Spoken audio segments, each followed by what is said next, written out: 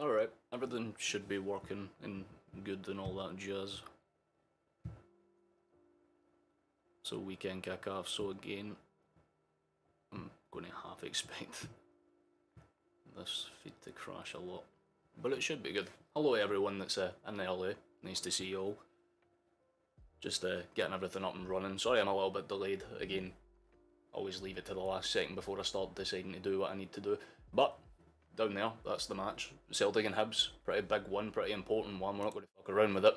Straight into the lineups because, I mean, we're live in about 5 minutes, or at least the kick-off is due to start in 5 minutes. Although, there was a lot of talk over the last few days with injuries. For those that don't know, Moy and Awata are out injured, or at least, well, at least until next week minimum. So, obviously, O'Reilly's starting this game, which is I'm not too fussed with, although this would have been the game where I would have picked Turnbull to start, admittedly. But the other one was Taylor. There was debates whether it was going to be him or Bernabe starting because he was complaining about, I think it was muscle pain not too long ago, but he's been cleared to start this match, which is all I care about. So we'll go through Hibs' lineup first because they've got well, it's a different lineup to the one that I'm used to, but four at the back, boys. It's finally happened.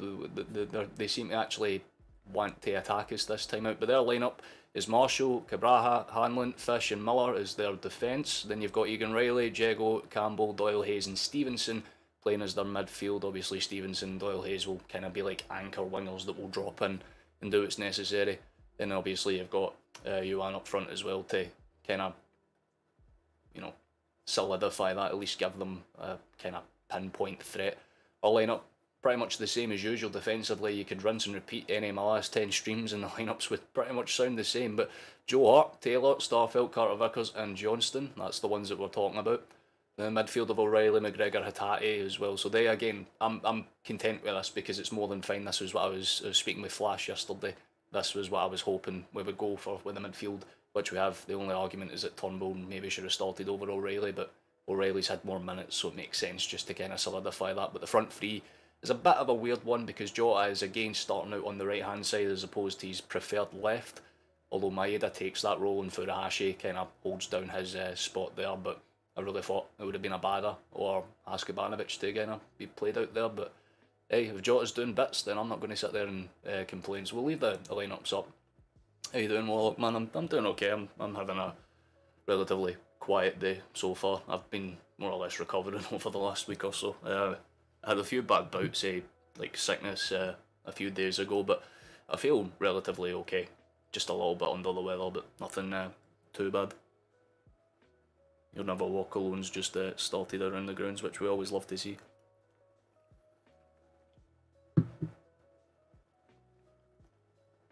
And this is what we I mean, I'm more curious to see what Hibs realistically do with this because, again, the lineup suggests that they're going to come out in force and kind of try and put us under pressure, but every other part of me is saying what happens if we, again, do what we did last week where we score quite early into the game and it just kind of throws off what they're trying to do, if that makes sense.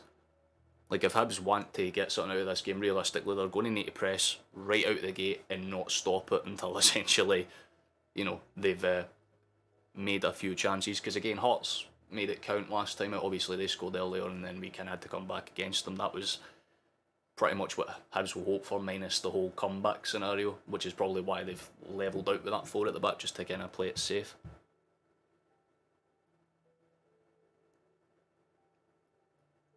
But again, we've still got a few minutes. We're around 2 minutes away from kick off now, so you're welcome to get your predictions in. But for me, I think it's going to be. I mean, I was speaking to my mate Jordan before this as well. We're both in the same boat where it's either going to be like a 4-0 or a 3-1 kind of scoreline. We don't think it's going to be, you know, a tight knit 1-0 kind of match, if that makes sense.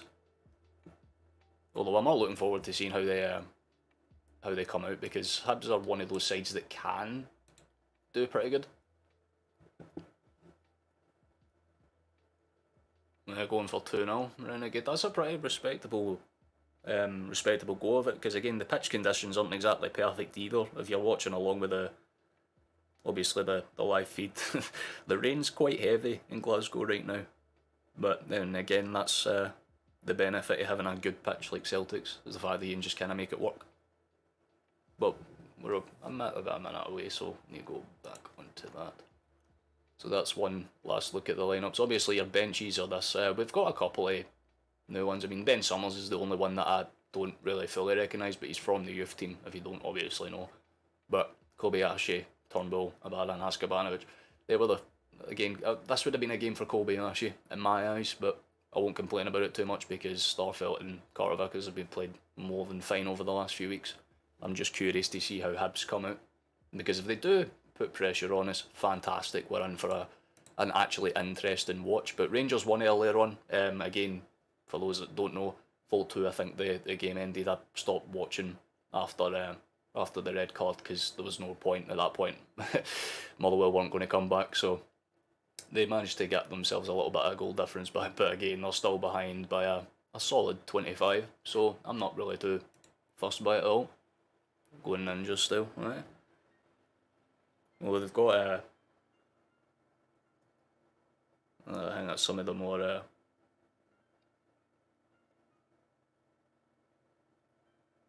oh, that's kind of nice. They've got the like some of the disabled youths like doing the Guard of Honour for the Celtic players. That's quite sweet actually.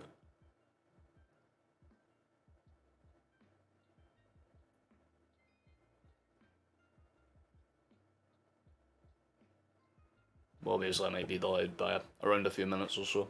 But for those that are just coming in, hi, hello. There are your lineups for those that have missed. We'll keep them up until we've kicked off here, but again I will be a minute or so behind on said streams. Get us a refresh, because again it's a delayed walkout because of the Guard of Honour they had to set up. But between stream delay and all that good jazz, I'll be about a minute or so behind. But this is going to be a much more chilled out stream. I'm not going to put as much effort into it as I usually do, because again, this is just a game that I want to actually sit back and enjoy watching. And they are officially lined out. Postacoglu's, as usual, big jacket. We'll love to see it. And we'll give us one more refresh, we should. Never mind, I think I might be closer to kick off than I thought. But they're just running over the lineups one last time. But I'm curious to see if the Hibs formation's different on like the actual Celtic TV infographic than the Google one. Because it's done it a few times where it looks like teams are coming in, or at least try and come out before at the back, and then you see the lineups and it's like 6. So I'm more curious. No, it is very much that formation. Very much that formation. So they've kind of got their fullbacks kind of playing as pincers almost. So they will kind of drop back into 5, or I presume that's what they would do. Like they drop Campbell in, make Egan Riley move for that kind of space, but sure, we can get this. There we go. I was about to say, because we're like a moment or so to kick off on my screen, so if that's the case then. But you're more welcome to chill in language, grab yourself a cup of tea and sit back and enjoy. If you don't have commentary for the game, I will do my best to provide what I know. But McLean is your referee today, for those that are curious, so not the worst we could have had. Certainly not the best either, but we'll take it. They're in huddle form right now, so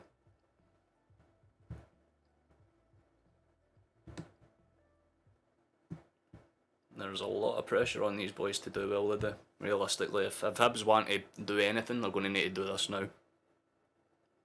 Because again, forgive me for having to do this so early on, but I just need to see where they are on the ice, because they need to win to keep pace with Hearts. I thought they were like 6 behind. Well, I thought it was 5, but my maths is awful. But nonetheless, we are officially underway. And as expected, it's going to be very early pressure from Hibs. I mean, you would expect that. The opening 15 minutes are going to tell you a lot about how this game's going to go. But again, it's just simple passing around the back. There's not really much the Hibs players will try and do differently from other games. Well, no, I was pretty sure that, no. What do you think the score will be? Like I said, Renegade, I think it will be a pretty comfortable win if we do things right. I'd say it'd be a comfortable 4-0, 3-1 kind of win. Although, admittedly, when I was talking about that prediction, I didn't see their lineups, or their formation, I should say. If Hibs surprise me, I will not be too displeased, but for those that are new to this stream, I have never seen us lose a domestic game when I've streamed it, so. Ball in behind, and early on there's a chance here. Taylor's going to try and rally it across, but it takes a hefty bounce off the inside of the Hibs man. I'm not sure if that was Doyle Hayes that got in front of it, or if it was the right back. But either way, they all had to throw themselves in towards it. Yeah. Very interesting stop. It is a goal kick for Hibs. I'm not sure how that works when it comes off a Hibs player, but oh, how you doing, guys, mate? Well, congrats on your team earlier on, by the way. Got to say, Liam Kelly didn't do himself too well for in the Rangers and Motherwell game, but fair play to you for doing well in that one. But the ball's played up, and there's a bit of an awkward 50 in the air, although Starfelt will just drop back cover for Taylor. McGregor's in to cover that spot, and Taylor has a few minutes to get up, but it's pinged out wide, and here comes Jota on the right. Stamps it flat, and here comes his movement. What's he going to do here? Opts to just play it safe back to Carter Vickers. And this is where a little bit more pressure comes from Hibs. They're starting to push forward in greater numbers, but not committing, which is probably the key factor in that, because that's what Hearts did, and that's what caught them out more often than not, quick counters. But Johnston's got it up in the final third. Good attempt to try and swing it in behind. It's just casually laid out for Hatate, and it's played in beautifully. There's a deflection, and it's not going to do anything. The game was a joke. We should have a goal disallowed. Yeah, no, I'm not going to... The red card wasn't a red card either, but the Rangers deserve to win the game. I'm not going to sit there and say that they didn't. Ball out wide for Jota. What's he going to do with this? Overlap and run. Good. Keep it on balance. Does just that, but the pressure is more than there from Stevenson. And there's a bundle over from O'Reilly, although no fouls given. The referee's gone temporarily blind. And Yuan tries to just kind of keep the ball up there, but loses out at the end of it to McGregor, believe it or not. But quick shift there, nice initial pass from Taylor, gets out for Dyson. And our wee Superman from Japan does so well to rinse him off the ball, and there's an overlapping run. Rio Hatate, ball in there. Oh, fuck off, Maeda's missed it, and it's hit again by O'Reilly, and it's deflected away for a corner. And inside 3 minutes, boys, we've had a very, very good chance. They've just held up from the corner kick. We're going to have to retake that, but that was a really good piece of play from Maeda to win that ball back right off of the steal from the right back, and it's just siphoned away. Good deflection off of that shot for O'Reilly, though. It's a really powerful block. Here comes the corner, though. O'Reilly up. Just bounces over McGregor's head from the cleared corner. It's going to bounce. Greg Taylor. Good initial press again. You've just kind of got him penciled up there. Taylor's more or less a left winger at this point. We've got two of them. McGregor hits it low across the box, trying to find someone. Doesn't. Maeda once again just turns on the bundles to chase him down. And Celtic just throw too many bodies into it, and they commits the foul. O'Reilly's been penalised for that. No card or anything. Where do you watch the game? It's on Celtic TV, Chief, but there's always like Celtic fan groups that you can go and find the links on, I'd imagine. I'm sick of the bias refs. Yeah, no, trust me, a lot of people would share that opinion with you guys. It's going to be pinged forward though, and I mean, that's probably the weirdest decision I've seen for Hibs today. And it's only been about 5 minutes, so that tells you everything you need to know. That going first row sports, mate. Chances are you just find a thingy, spare link basically. If you can't find one, you're more than welcome to languish here. Johnston's going to try and rally it forward though. Good initial, really good initial press actually, Johnston.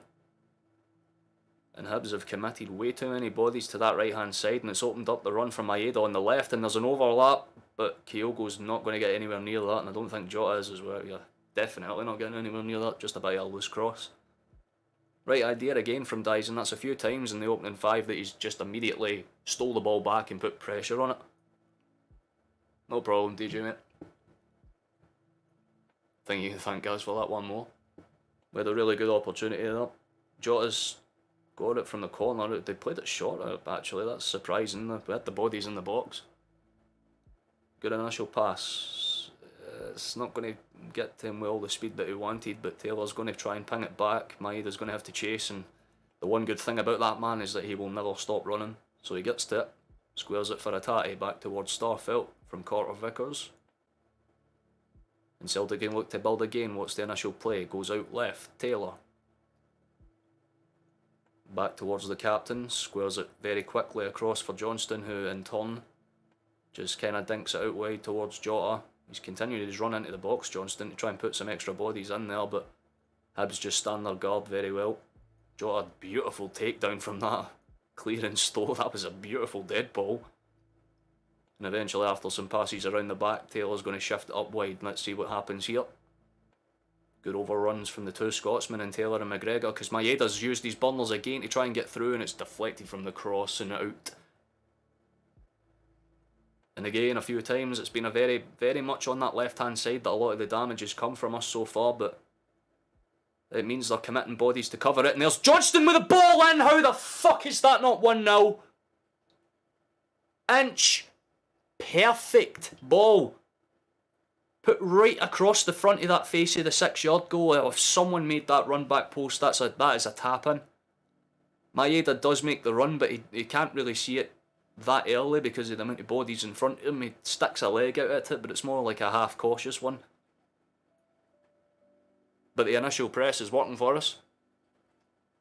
It's going to finish Celtic and Rangers this season. Yeah, I can't see us beating you in the Cup semi-final. Our defence is just broken lines. Well, yeah, but at the same time, it just comes down to how both sides play. Because again, old firms are like derbies and just general always come down to pressure on it. If one team feels it more than the other, then the other team usually takes advantage of that. So again, it's never a done deal. That's the thing about old firms. That's what makes them pretty fun to watch. Doyle just cuts out that one though. Let's see what the initial play is. Has it just started rain? Ball out wide for that was an awkward pass back from Johnston, although Hart's done well to recover it, although they've got bodies forward. Some quick 1-2s between Starfelt and Hart, two blondes, but for some reason just doesn't pick his pass and it's out for a throw-in. Okay, Hibs have just been gifted the ball back there for no reason at all. Good play out from the back. Let's see, I'm just curious to see what Hibs will do with this. Oh, that's decent. Good touch for Doyle Hayes to kind of spread that across to the right. Stevenson doesn't quite get it under control, so it's going to bounce around between McGregor and Taylor, but it's won back by the right back. Forgive me for not knowing his name, I've already forgot. And some squabbling inside the Celtic box, but eventually McGregor is the one that pokes it away, and Hart very calmly manages to just dink it back towards Starfelt, and we can try and keep the momentum on our side. McGregor to Taylor to Starfelt, just triangle passes around that defence. I think Hart's had more touches of the ball in the last 5 minutes than the entire Hibs team. But they opt to spread it out wide for Johnston. Good play in behind, Atati. Simple ball out for Johnston. Good initial play. Carter Vickers spreads it across. Here comes Starfelt. Is he going to gallop forward? Nope, opts to play it short instead. Taylor. Back across to Carter Vickers. This is pretty much just rinse and rewind. What's your opinion on the fans for the Old Firm games for the rest of the season? I don't even want to talk about that, but we all know why it started. I just hate that it's continuing. I personally think you should just give full away fan access, because honestly that's what makes the atmosphere so good. There's nothing better as a Celtic fan than looking to the wee tiny cornery red, white and blue and just sticking the fingers up to them. And like I'd probably imagine the Union Bears like to do the same when we're sitting in the other end in their park.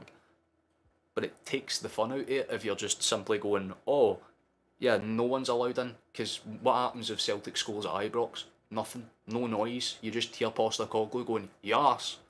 And that's about the extent of it. Like, if you're trying to kill a derby, this is how to do it, honestly. Like, 100% they're doing it the wrong fucking way.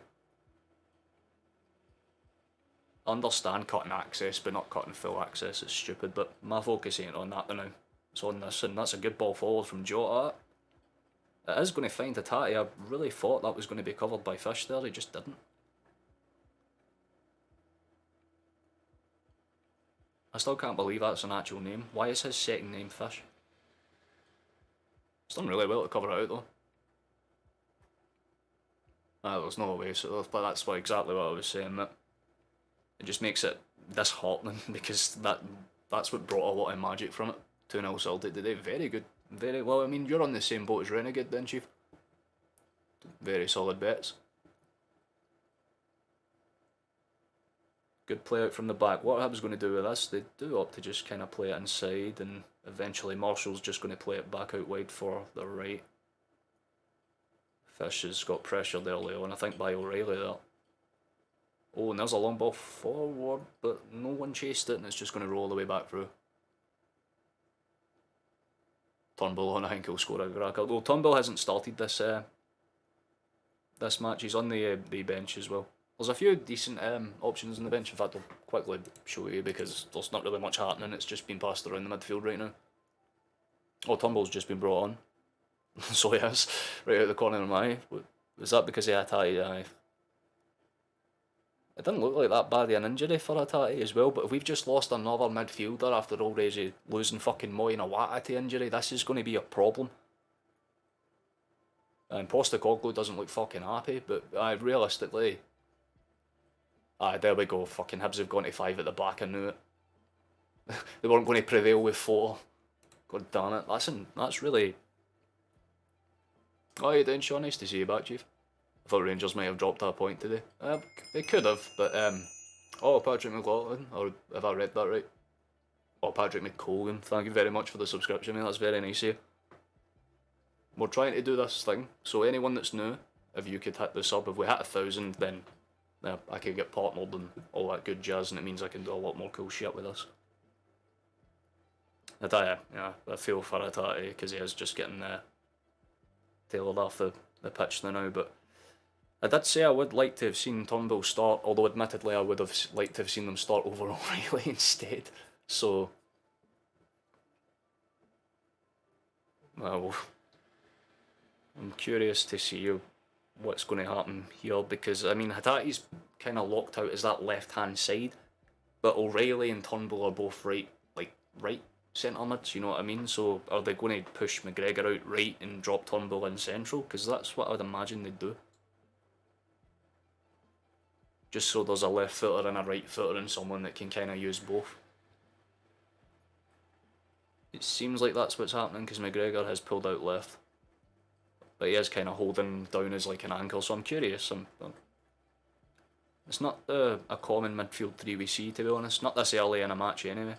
But Johnston's going to win the ball back. He's nearly got caught out by Doyle Hayes, but stole away very quickly. Jota's going to keep that move going. Keeps Royal. Whoa, does get through, but... Again, the advantage of having 6 or 7 bodies in black back there is just to make it simple for them. But he's lost the ball, and there comes an attack from Hibs, and there are bodies forward here, but he just opts to play it safe and go back. But the ball's spun across. There's a run from the right back, headed down. Here comes Hibs, and that's a good shot. That is a really good shot, actually. Oh my fucking god, that was just a genuinely nice counter-attack that could have done damage. Hart had it covered, but he had it with power and venom, and it just kind of zipped over the ball. Nice ago. I love that. It's just for anyone now that comes in. If you have subbed in, the best thing you can do is like and just come back. That's it, and you've already done that, so big poggers. Jota's going to play it inside. O'Reilly gets a deflected touch, but it's played over the top for Johnston off a bounce. But well, I thought it was going to go out for a corner kick, but Marshall's decided fuck that and went out and claimed it anyway. Nice. Good intentions there from the ball over the top from Jota. It was just a bit of a missed touch. What minute are you on? Right now I'm just heading 15th, so I'm about 2 minutes behind roughly. Ball's kind of pinged forward. It's curious to see where that will bounce. Doesn't go anywhere necessarily. Oh, yeah, I should have done a lot better than that, but it's kind of stole away.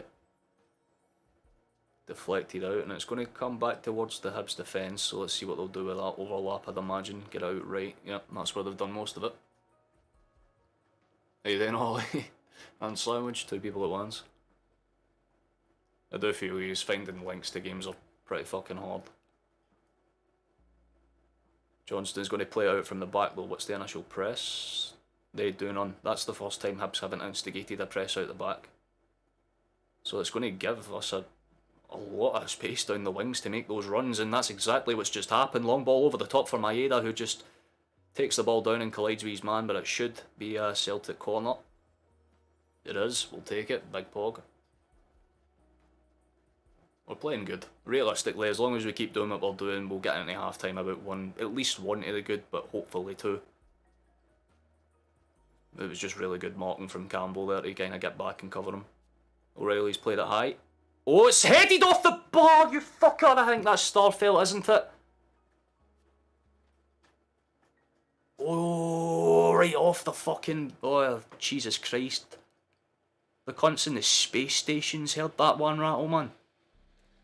He gets right in between all of the bodies, heads it with a lot of venom, and it just, again, Marshall can't react quick enough, that's how fast it is, but it just hits right in the middle of the bar and bounces up. And that's a few opportunities inside the opening 16, 17 odd minutes that have basically told me that I'm pretty comfortable, because again, already, Hibs have went back to play 5 at the back, and they're not planning to kind of come out and do any high pressing anytime soon. It's going to be counter-attacking football, that's going to be their method. What will Marshall do for the clearance? Plays it long. It's going to bounce up and deflect. Doesn't find anyone though, it's going to go out for a Celtic throw-in.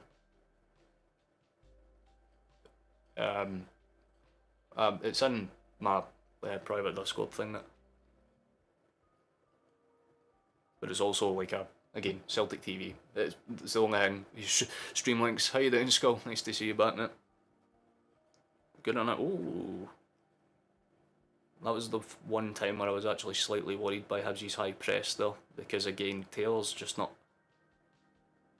He's just not committing down that side. He's relying on Maeda to do a lot of the heavy lifting, to say, because he's just kind of dropping in to play that midfield role whenever McGregor like steps up, if that makes sense. So while Hibs are playing a 5 at the back, we're more or less at this point playing a 3, because we always have a fullback rotating, but there's some good play.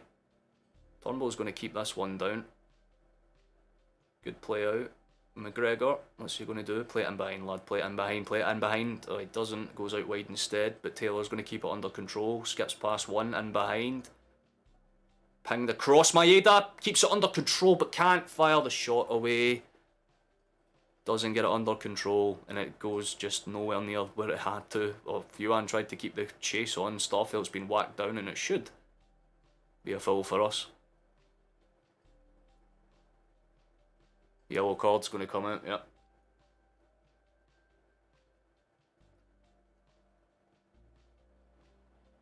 Yeah. The best thing you can probably do, mate, is first row.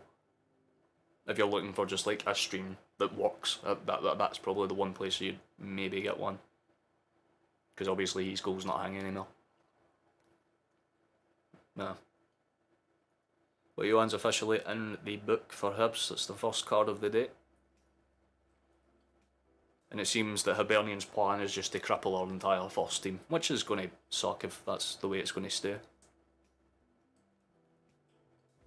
Although Starfelt has stayed down, so that's kind of given me a bit of concern. He did take a bit of a sore one because he literally just high foots him in the knee.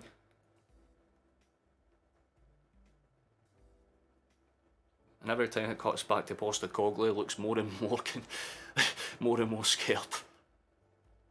I'll feed the bell. You're a new face. Nice to see you, mate. 1 hoops indeed. 1 hoops indeed. We should be 1-0 up, guys. We definitely should. Starfelt is officially back on his feet and running now. Thank fuck for that, man. Last thing we need's another key player to kind of go down injured. Although I'm kind of curious to see what Hitachi's injury is, because he was able to get up and walk off, so I don't think it's going to be a serious injury for you. There's a ball across Kyoko! How the fuck? What a save for Marshall? Ball across, deflected, and another one. Oh, Jesus Christ, man. We should be 1-0 to the good. I don't know how many times in 20 minutes we've put in perfect pinpoint 6-yard crosses, but Kyoko tries to be way too clever with that. Rather than just sticking his nut on it and putting it in with power, he fucking tries to chest it in like he's, I don't know, like R9 Ronaldo. You should have just headed that one, son. Big oof. Yeah, I should definitely do 1-0. wife accuses me of watching. Yeah, true. I mean, that's the one thing about those kind of sites is like the amount of pop-ups. But then again, just install ad block on it. That will cut a lot of that stuff out. Good ball across.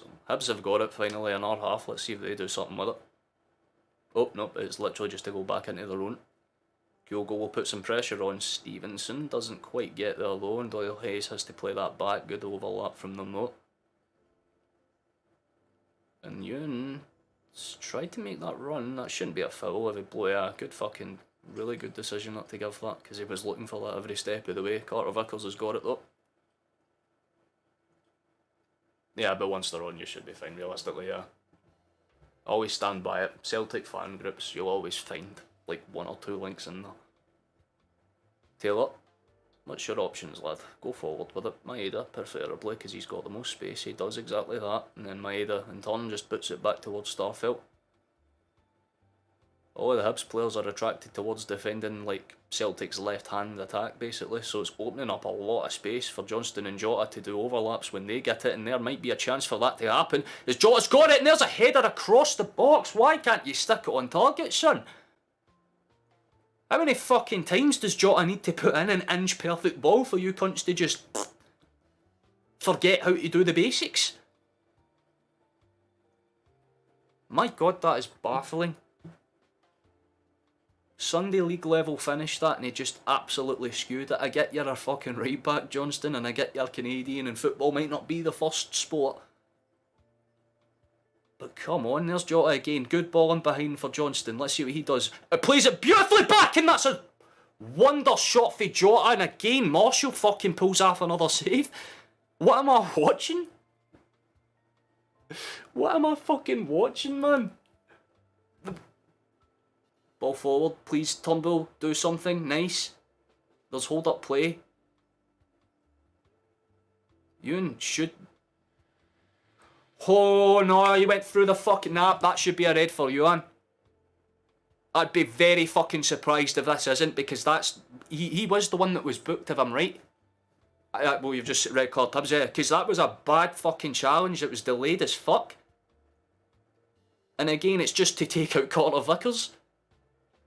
Like, he goes to header it, well, Carter Vickers goes to header it, and Una, like, without realising, oh, I'm not going to get the ball, once again just throws his leg at it. Last time it caught Starfelt on the knee and it could have put him out the game, and this time he just booted Carter Vickers in the head. Half the pitch you get, mate. It's not fucking UFC. On other days I would say it's harsh, but watching that back, man, he had no fucking right to go for the ball. My goodness. You're lucky, by the way, because Carter Vickers nearly took that right to the nose. He turned his head away at like the last second, so it hit him in the cheek and didn't break a bone, essentially. But yeah, well, there we go. The second booking of the day is also for Yuan, so he's off. You see what I mean with the refs being a joke? Well, they did manage to get it right. That is the right call, absolutely 100% the right call. But Yuan could have arguably been taken off in the first yellow card decision, and they'll just give the Hibs manager's just shouting abuse at the referee now, but it's absolutely justified.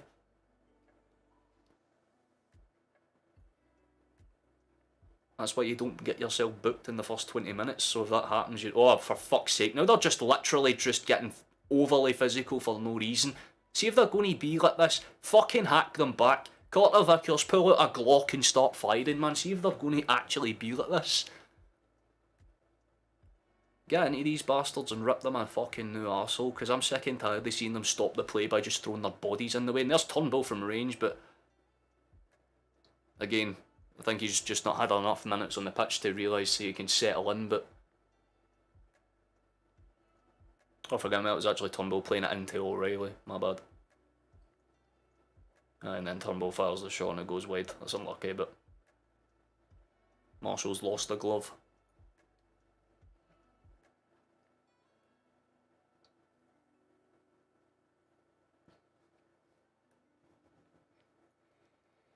Can't say anyone's played particularly great. That's the honest to God way to say it. we've had, at this point in time, 6 minutes in at this point, we've had about 6 or 7 opportunities, and I'm not saying that half-heartedly, like 6 or 7 actual good opportunities, but either they don't take the shot, or they just miss it in stupid ways. Like that fucking cross in for Jota, it's just shown that, like, Marshall has popped off though. He's made 1 or 2 really good saves this match already. I definitely believe you on that one, Charlie. We will definitely win this game. Hibs are not playing for the win anymore. They are playing strictly for the point. Every single time they get touched, they're going to the ground, and if it's not given immediately, then their next idea is just to hack us. Jota's got it out on the right hand side, please. Ball across, bounces around, once again cleared away.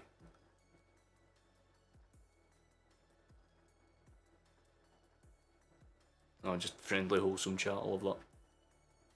Is that Cabraha or Fish that's gone down? I think it's Fish that's gone down. And he stayed down. Yeah, here we go with the fucking time wasting. 25 minutes into the game, by the way. My God, Johnston, you need to get your boys a fucking goddamn set of balls between them. How are they both down? What, you joining them in prayer or something, lad? Get the fuck up. Honestly.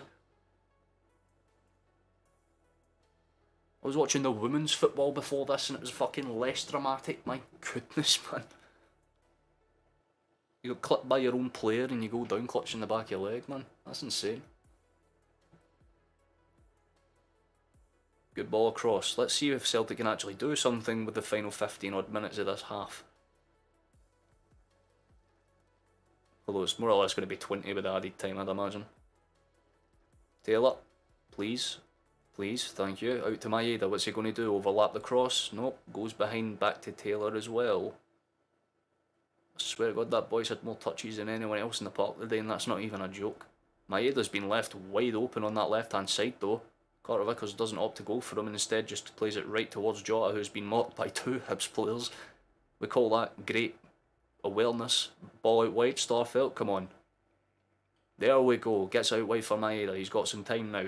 Quick ball in behind for, I think, O'Reilly. Yes, he does, lays it back off. Turnbull and Maeda, exchange a 1-2. Taylor on the left, nice ball. McGregor out wide for Johnston. Opts to just snapshot it out wide for Jota, who again just has to be a little bit too clever, and Johnston's been taken out there. And well, actually, in fairness to Cabraha, it's a very good tackle. Jota's got it. O'Reilly, overlap pass. Johnston across the middle of the box, and Kyogo, in fairness to him, does very good to get himself in front of that. He gave Stevenson a wee pat in the back of the head. That was a really good attempt. He does well to get in front of his man to kind of dink it back up. They're all going to end up with 8 men by the end of the game. They're playing just for fouls at this point, realistically. Yeah, Sean, I'm actually in the same boat as you, mate. Most of my family are Rangers fans and all. I know that feeling more than well. Ball bounces up, what's that going to do? It should be a Celtic throw-in, but instead the right back's going to start screaming about how he was touched. No offence, mate, with the way you look with your blonde hair and black-ass fucking eyebrows. Don't get anyone who'd want to touch you. With 10-foot tweezers, out wide it goes. Jota. Overlap, nice. Johnston does well to get there, but in fairness again to Cabraha, he has been fantastic for them on that right-hand side. He's basically 1v2ing Johnston and Jota, like, 50% of the time. Hey there, Mark. Nice to see you, mate. Ball out for Carter Vickers. What's happening now? Ball in. Good take from Turnbull, actually, but eventually after some bounce around, here's Jota on the edge of the box, gets in. Good attempt. It's dinked up. Kyogo! Oh, saved by Marshall. Deflected out wide. Taylor. O'Reilly. Kyogo! It's off the hand! That has to be... Either that or his arm was like this. His arm's like this. So I'm not sure, but again, camera angles don't really do those angles a lot of justice, to be fair, but he's naturally positioned. I can't say that that's a penalty or not. If it is given, I would say it's kind of harsh. If it was given against us, I would say it's definitely harsh. I'm not going to even bullshit you. But the only saving grace is that he wasn't in natural position. It was like he got hit, the ball hits his arm and then it goes into natural position, so it'll probably be a delayed call. It should be fucking hanged. They're checking it now, they are checking it. Please.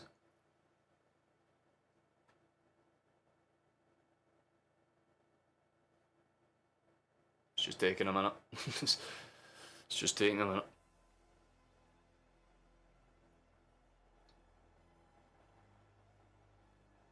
I see the replays, it's so hard to fucking tell, man, because, again, it is a handball. 100% is a handball. Watching it in slow motion, it does show everything that happens. I feel bad for him, because you can tell he's just trying to get his hand in a natural position. But aye, it's such a hard one, man. Such a hard one. Or Hibs down to 10, yeah. Yuan has put in 2 back-to-back bad tackles. To obviously, you know, I think they were like within 2-3 minutes of one another.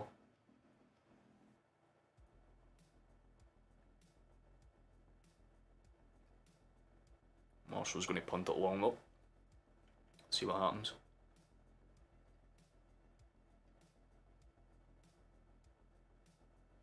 Look, again, it will happen. We're used to VAR being a bit dodgy. We're used to weird decisions. But again, we're down out. We're up against a 10-man Hibs, and they've literally rode their luck about 70 times in this half. They didn't give it for those that are hanging. You know, we just have to keep going. Yeah, when I first seen it, I thought it was like that. But again, it was a handball, but you can't argue with the fact that he was trying to keep his arm in a natural position. I'm not going to sit and bash on it. Again, if it was the other way around, you take it or leave it. But there's a ball quick. One tries to find it. Aye, Chateau, nice to see you back too. Got all the familiar faces returning. Love to see it. It's cleared away. Carter Vickers gets it under control, deflects away, but again, Cabraha just gets his body in front of O'Reilly that time instead of Jota. So they're, again, I'm not sure if we've changed our midfield rotation, because you've kind of got McGregor playing as that anchor now. Turnbull's more or less out left permanently, so you can tell he's going to be taking some long range shots as this game drags on. But here's Maeda on the left. Speaking of Turnbull, there it is. Callum McGregor squares it quick. Johnston, who's more or less a cam at this point. Jota, good ball. Starfelt gets it under control from Taylor's back pass and is out wide for Maeda.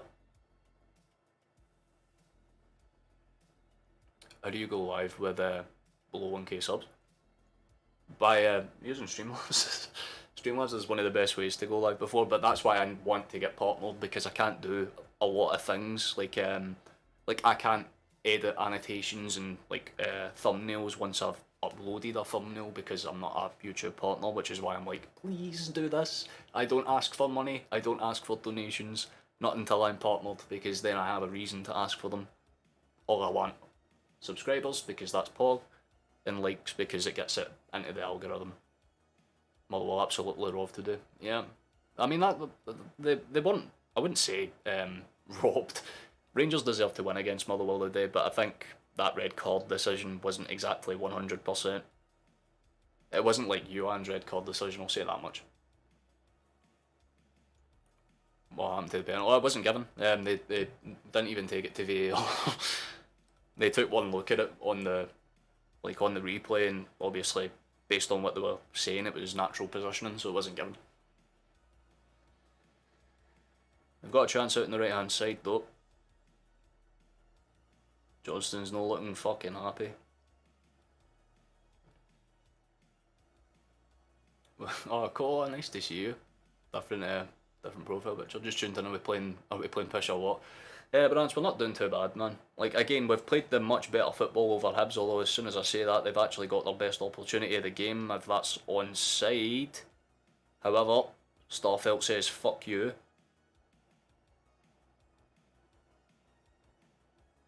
Yeah, well, they've just gone to the ground now. Was that Lee Campbell that's gone down? Yep.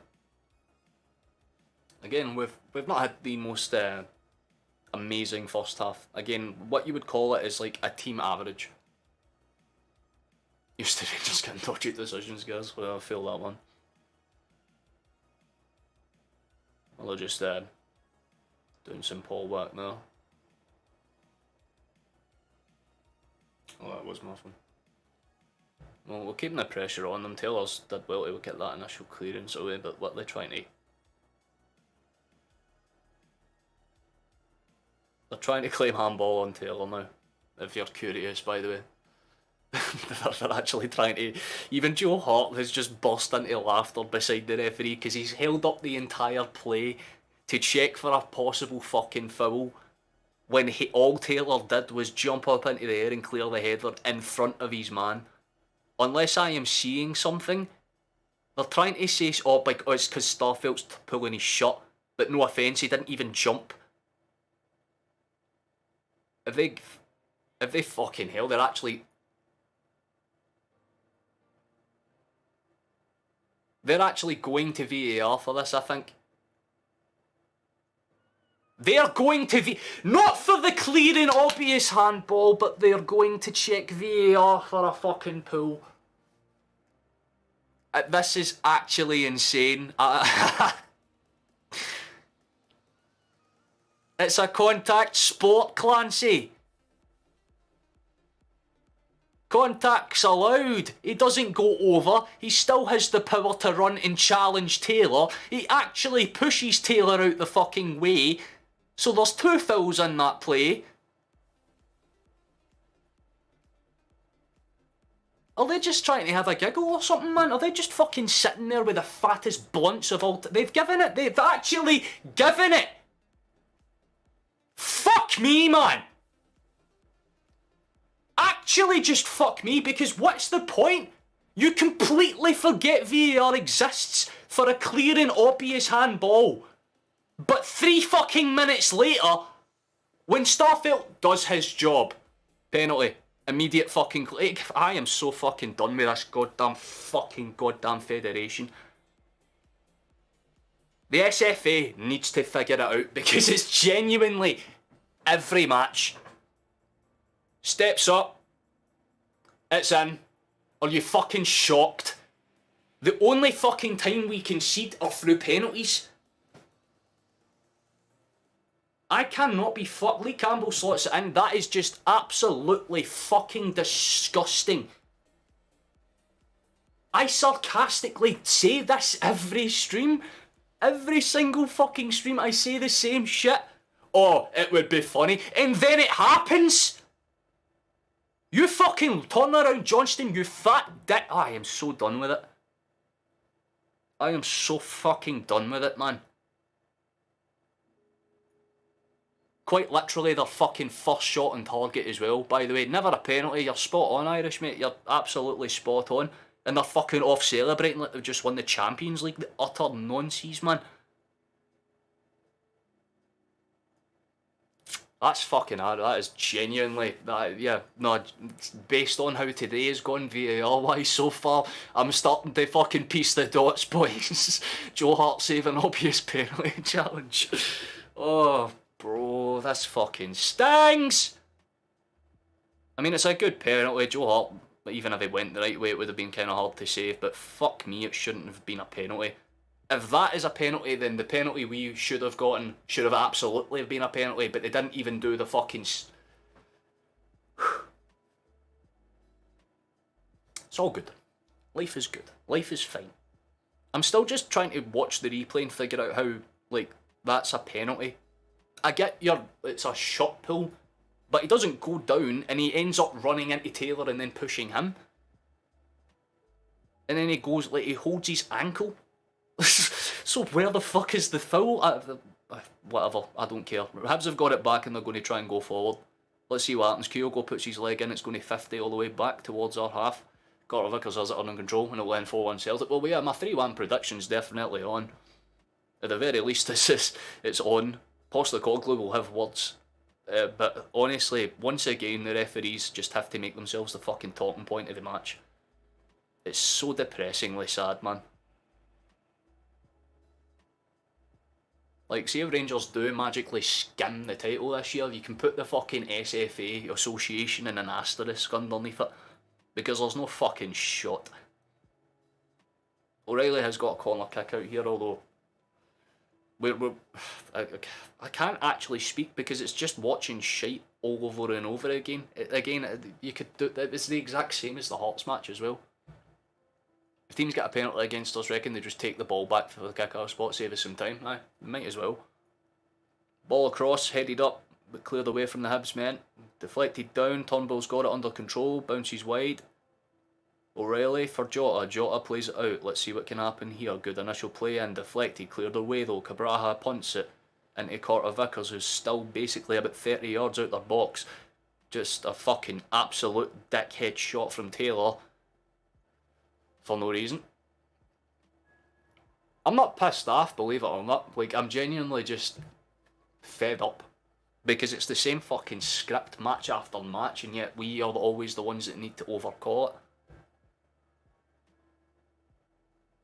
It is so fucking stupid. Marshall's got it from the goal kick though. I'm sparking up, I don't care. If you don't like weed, fuck off the now. There's your warning. Boys, please just subscribe for my suffering. I'd very much appreciate it.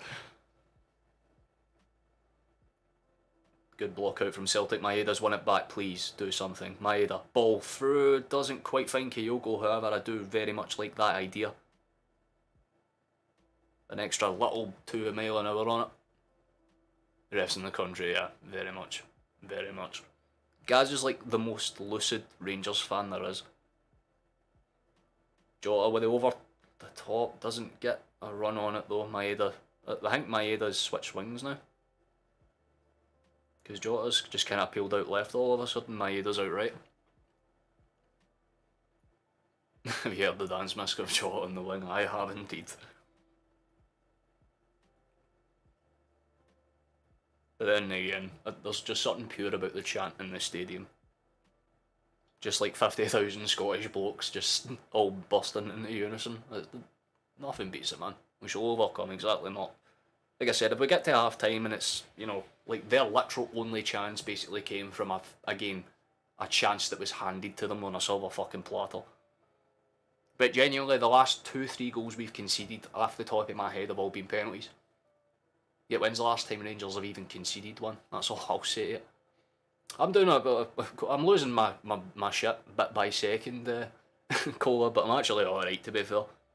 Like I said, Hibs have defended well, you can't take that away from them, and they have played okay at times, but based on the chances, Kyogo's absolutely fucking idiotic sitter. I still won't understand, because he should have just headed it, opted not to. That should be a foul for us, but again the referee happens to forget that he's a referee, so it's going to end up bouncing back, and here comes Campbell. Opts to just get it out wide for Cabraha, who in turn just gets it back for... Oh, no, well I thought that was out of play, it wasn't. Kept in very well, but that one's not out of play, and Carter Vickers will be able to Snoop Dogg at the game today. Not that, he was at the Hydro last night, wasn't he? So chances are he probably is somewhere.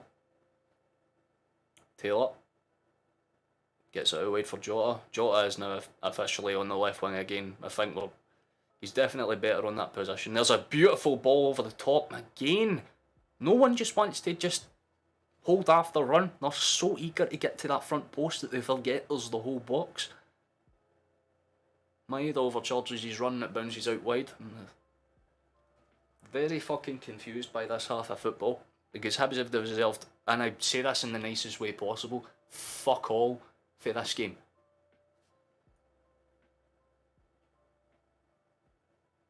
You can't get on first row, that's literally the best place you can find any like type of stream. That, or again, if anyone in chat that know any of his goals, clone, recommend them to Shane, but they're the only things I can really think of. First row is the one that I use as a last resort, you know what I mean? Jota's got it, please do so. There's 8 minutes of additional time, in fairness, so there could be time for one. Bounces out, it's going to be a throw in. Taylor's going to have it in the high stance. You've got Celtic 3-1 playing against us. Well, yeah, true. I mean, that's the way I'm looking at it. I might not be happy, but my prediction so far is still on. 3-1 is what I said, but unfortunately I would rather not have been 1-0 down first. I would have preferred to be 3-0 up and then they scored like a last second chance for no reason. Johnston's going to play it away for Maeda though. What's the play? Goes inside. Turnbull. Maeda. Ball across. It's not going to... Marshall genuinely deserves a fucking knighthood if they get out of this game with 3 points, because he's just done really well. It's a deflected cross, and it was going in, yeah. Marshall had to get down for that really quick.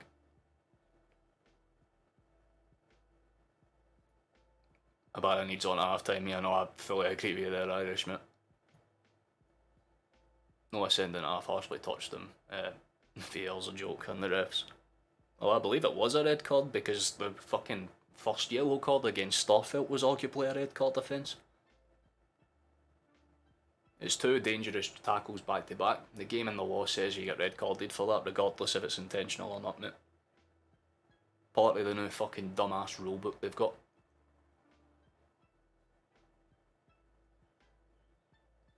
Should it have been saved? No. Absolutely not. No, the heart went the wrong way entirely. Like, it was a perfectly placed penalty. There was nothing wrong with it. Apart from the fact that it shouldn't have been a penalty. But nonetheless. Cleared out wide. Jota's played it out. Let's see what happens here. Taylor, please. Nice. McGregor to Turnbull.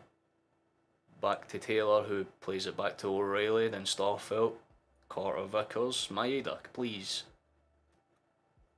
Does well to chop his man, but he gets pushed off the fucking ball. Referee once again.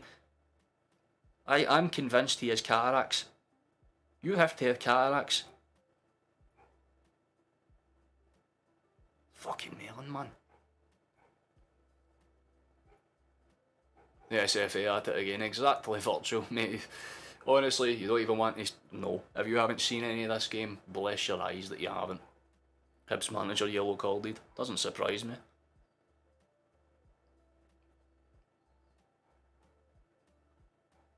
Headed forward there, that will be a Celtic kick, goal kick.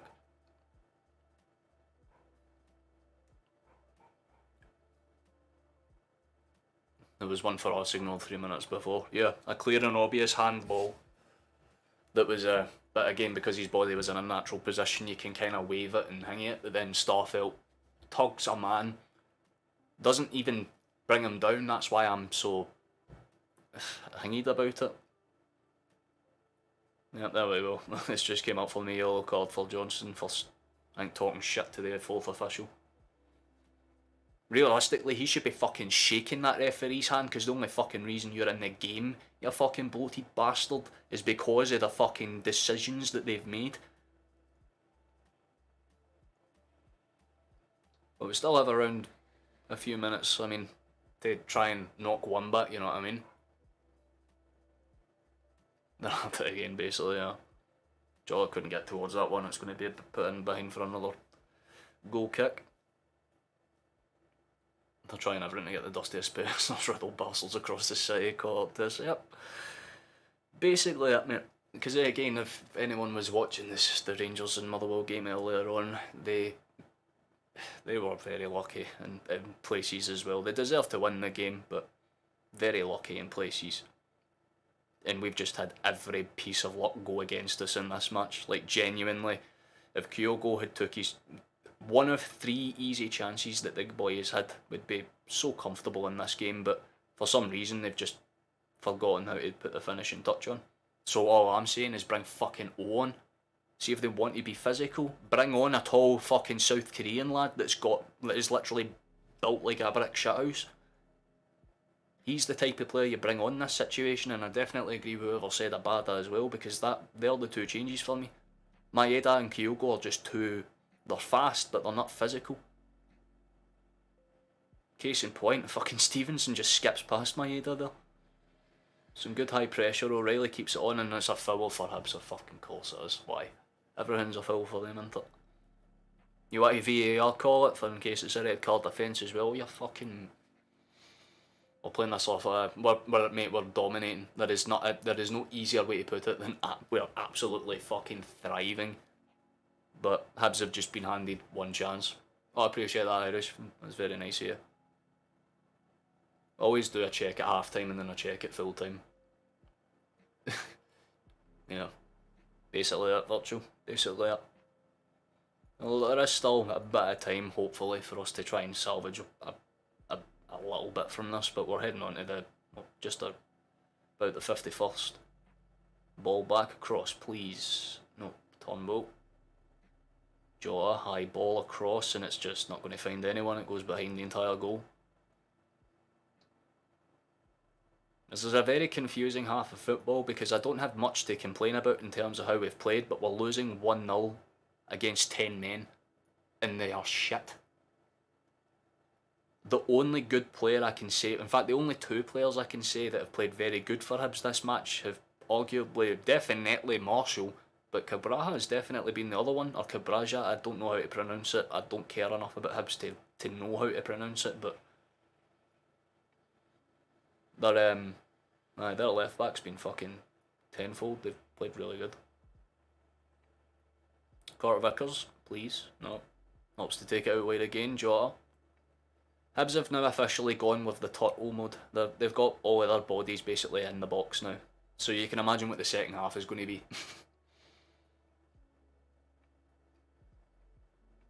Yeah. We could have done so much more with us by this point. It's the points besides the team that matters. Yeah, true, but it doesn't mean that I wouldn't like 3 points for this one, especially since we've absolutely deserved them. If we were losing 1-0 and we were deserving to be losing 1-0, I'd put my hands up and say it, but there's been next to fuck all to suggest that Hibs deserve anything out of this game other than a slap to the arse and told to go home. But at half time they do go in 1-up, but well known as a second half team. Well known as a second half team, so that's the way I'm looking at it. There's a shot, it's off the side fucking net, and Jota's, I feel for him, man, he is throwing everything. It's a lovely run for him, to be fair. He gets it inside, and I mean, I think Marshall would have had it covered anyway, probably would have, but just reminds them that there's snapshots for range that can work as well. I understand the last part, Gruber is Deutschland. Nice, very, very cool, I appreciate that. And as yeah, half time here, so I am going to, actually, I was going to grab a pillow and scream into the void, but it wouldn't really make sense. But what are fuck me, the stats are so much worse. 14 shots, 4 on target, 78% possession, and literally fucking 4 times nearly 3 times the passes they have. 90% pass accuracy. And yet one of the 3 fouls that we've given away was for that fucking penalty. And I'm sorry, I just don't buy it for a second. How the fuck are Hearts losing 3-0? Aberdeen will pot them off. We'll have a look at the half-time scores to see what's happening. But here they are. For those that missed it, that was the earlier game. Don't say Motherwell deserved anything out of it, because they absolutely did not. They're doing what Hibs are trying to do to us right now. Although this one is surprising. Fair enough, Lopez and Pollock have popped off all them. Hearts have just bottled it. Kilmarnock are winning against St Johnstone, which is kind of surprising. Livingston are beating Ross County, which isn't surprising at all. And Dundee are beating St Mirren, which seems to be about right. But the game we're focusing on hasn't gone our way so far. I will say that much. But again, we're comfortable in the table as it stands right now, so it's not exactly, panic stations or anything yet. The studio are corrupt as well. It's because they're owned by the British Broadcasting Associations, brother. Which means God save the fucking... Well, I was going to say God save the Queen, but he didn't even do that much, did he? God save the King now, isn't it?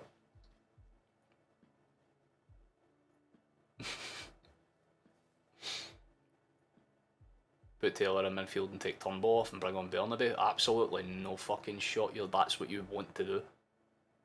Nope.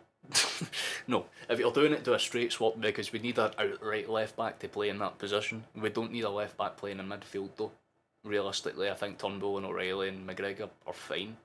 It's more or less just a case of, if we do need to bring anyone in that position, it would be Askabanovic. As the left midfielder, if that's what you're talking about, that would be the more sensible change.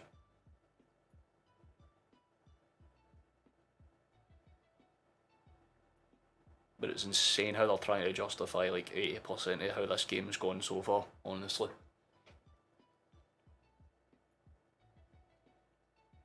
I love that feed the ball, nice. Hatate got injured in the 12th minute virtual. He got, this is what I'm saying, all Hibs, their entire game plan has been just tackle us as hard as possible and then don't get red carded, because of course not. But Hatate had to go down because he basically just kind of took a bad knock and he couldn't shake it off essentially, so Turnbull came on for him, and unfortunately Turnbull's just not really played good. But then again, he wasn't probably expecting to get minutes today, so... But we've had a majority of the good chances. I'm still pissed off at that Kyogo chance. It's just shown it again. If he just decides to put his head on that, the power would take that in, even if Marshall was right in front of his face. But instead he tries to like chest it, like pure deftly. Oh, look at me, 5-star skill moves. It's like, no offence, lad, but it doesn't fucking work. However, I'm not going to complain too long, but we'll go to this little screen here while we wait for the centre half to do all this. Celtic were getting beat. Exactly, guys. If we were being beat fair and square, I would sit here and say we need to improve this, this, and this. But we haven't played bad. It's just Marshall's been very, very, very good. Their defence is defended very, very well, and the referees are very, very biased. Like there's just minor mistakes that we've made that have led to a major one. I mean, the only thing I can say is that Starfelt maybe shouldn't have pulled his shot, but what are you supposed to do as a defender when they're running away for you? Like, fucking better hug them instead. O'Reilly or Turnbull, in your opinion? O'Reilly every day of the week. Turnbull's good if you're wanting a player that can hit them for range and occasionally pull off a good pass, but if you're talking about like consistent one form to the next, O'Reilly every day of the week. If Yogi was playing for us in his prime, he'd be swinging these dafties about fucking to the right.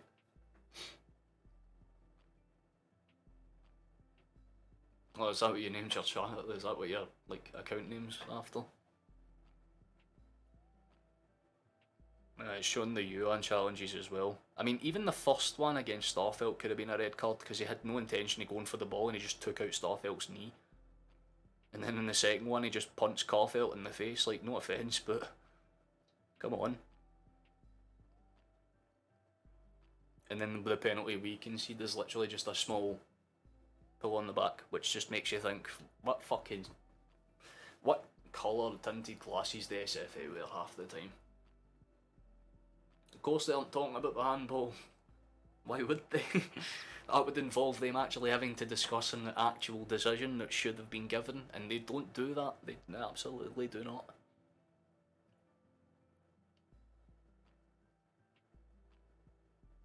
But if we come out and play a much stronger second half, realistically, we'll be fine. Like I said, if we're going to make any changes, it will have to be from like the forward side of things. Like again, I think it should be O for Kyogo, because Kyogo's just not had a good first half.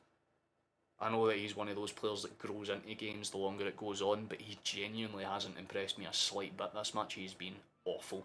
This has been one of the worst Kyogo performances I've seen, full stop. Because any time he's got the ball, he's either lost it, just played it out wide and then not made the run, or when he has made the run and got the shot off, it's just not good enough. We need a physical presence in that midfield. I have all the love in the world for Kyogo, but this game just isn't it for him. He's just not woken up. Because Jota's had to basically carry that entire side of the field on his back over the past 45, and he made the best chances for himself, basically. Because Kyogo was refusing to make the runs into the box because he had to wait for Maeda to do the overlap. That tactic won't work.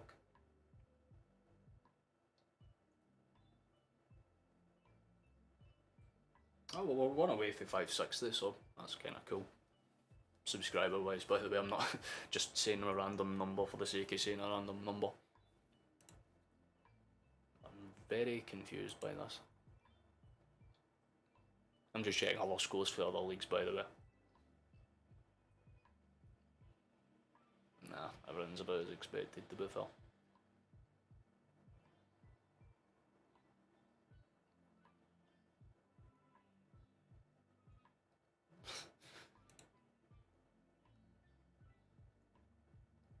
That's insane, man.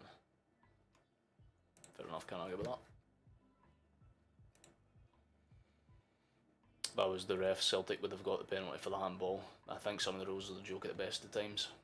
I mean, again, I'm not going to sit here and say that it should have been given or not, but I'm saying if you're going to VAR decision, a push or a pull or a shot, you should VAR decision a clear and obvious ball off the hand. But they opted to do it for one and not for the other, and one happened to be called Hibernian and the other happened to be called Celtic, so it's obvious as to why. It's just fucking irritating how often it happens. I think Ange will take off Kyogo in the 70th minute. Well, that's what he always does. That's literally, if Kyogo does come out for the second half, he'll get taken off in like the 65th. Between the 65th and 75th, that's when most of the kind of major changes happen, because I'd imagine Abada will come on for Maeda because Maeda's ran himself into the ground. Jota will be posted out left, and obviously, in my eyes, it would make sense to have O on, because if you've got players like O'Reilly and Turnbull who are tall, physical midfield but defensive midfielders, realistically it would be good to have an anchor striker in there or an advanced forward striker in there that can head the ball on and not try and take it down and put it under his feet and try and pass it around, because it's just not working. Not with the way Hibs are going to come out in the second half, because they're essentially going to build the fucking Hadrian's Wall. They're going to just and lock up. I bet Kyogo scores in the second half. I mean, if it does, I'll be happy for him, but the way he's playing, I don't see it happening. I'll just be outright with it. They're going off the nut in sports, I was told. But again, the way I'm just looking at it is, if VAR is brought into this country, it's clearly only been brought into this country with one thing in mind, and it's not to help the entire SPFL unless they're talking about fucking over one particular team. Because if you look at the VAR statistics over the course of this season, there are too many consistencies that go against us that you just make you think, well, we actually have a right to go, why is this happening? Why is every decision going against us? Well, every decision doesn't. Can you explain that? And they're like, no, but here's a new rule change for this game and this game in particular. Apparently Starfelt can't put his hands on the back of a player, but that same player's allowed to go up and then push Taylor and then pretend to injure his ankle and then get a penalty for it. Because that's how football is now. It's a bunch of bitches diving around and then trying to fucking pretend like they're hot. Honest to God, man. Like, the reason I don't play football as much anymore is because it took someone to fucking snap my ACL in like 4 places. Or like literally tore the back of my leg off to put me out the fucking game. And you got cunts like that literally get touched and they're like, oh god, no. Oh good heavens, and hit the deck at fucking Mach 10. You're like, get a grip, man. You're physical athletes. See if you're posting yourself on Instagram, your 6-packs and your fucking 6 figures. Play like it, man. That's what all I fucking want to see in the second half, is a bit of passion. No drop shoulders, no fucking, oh poor wee us, we're 1-0 down. Go out there and fucking slap them. 6 goals minimum. Although, I'd be happy with 3, because like I said, that's my prediction.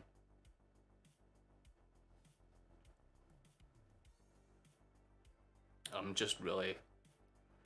Again, I have faith in them. I just think Postecoglou needs to make 1 or 2 changes to just tighten up the ship and make sure that we get across the line without too much fuss. But again, I'm not going to sit there and say that it's an easy job, because again, Hibs will throw themselves on the line defensively. Oh, there's McAllister, let's go.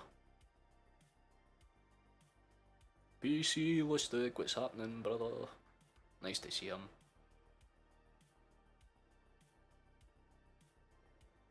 Oh, well, Taylor's still in his kit. Shut up, stomach. Taylor's still in his kit, so I don't think Burnaby's coming on.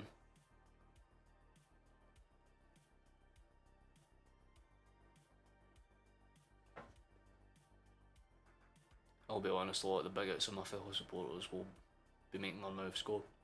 Oh yeah, because it's the first time in a long time that Celtic are losing a game. There's not many opportunities that Rangers fans have to shit on Celtic, because, I mean, everything that yous want to do, we've done this season. But this is obviously where Postecoglou will have to get his team talks pretty spot on, because if he says the wrong thing, then yeah, like, obviously it can go wrong, but I don't see Hibs doing much. We really need to just put the fucking foot out. But Abada's out and he's in the change top. So I don't think O's coming on out the gate, but Abada certainly looks like he is. I think he'll probably be one of the first changes, and again, I think that would make sense because Maeda has ran himself into the ground. I think you should get Haskabanovic and Abada on. I don't think it should be an all front three switch. I think Jota should stay in the pitch, although if you're speaking about bringing on Haskabanovic for like O'Reilly, yeah, that would make sense because then you could just push him onto the left side of midfield, and he used to play that position. It's annoying as fuck, yeah. That's the thing. Both every set of supporter have their good fans and their bad fans. Here, my stomach growls at me one more fucking time. I will gut you with a knife, you prick. What the fuck, man? I ate an hour before this. You have no reason.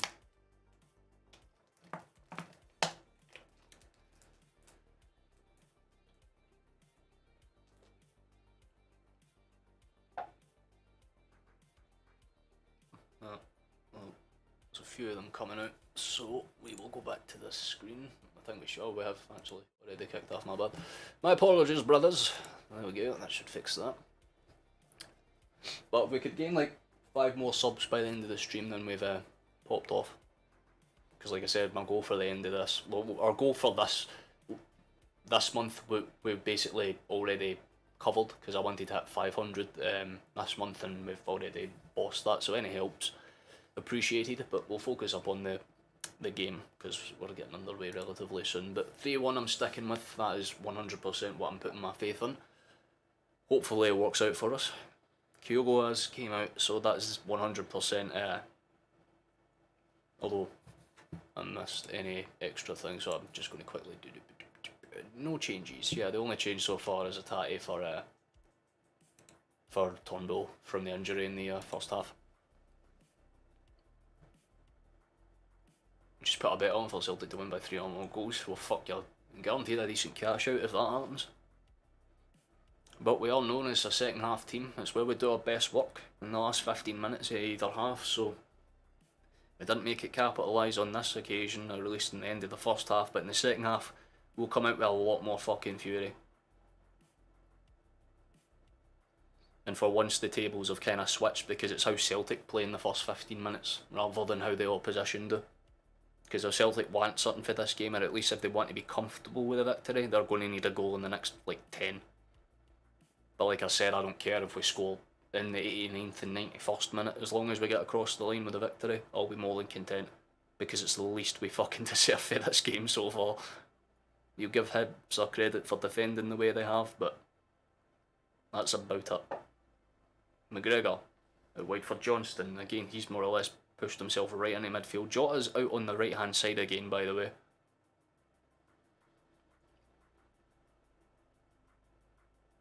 Which doesn't make sense because again, Jota made like 2 or 3 actual chances. There's a shot for McGregor for range actually, and it was a good one. It wasn't on target, but it sailed right past the upper left post. That was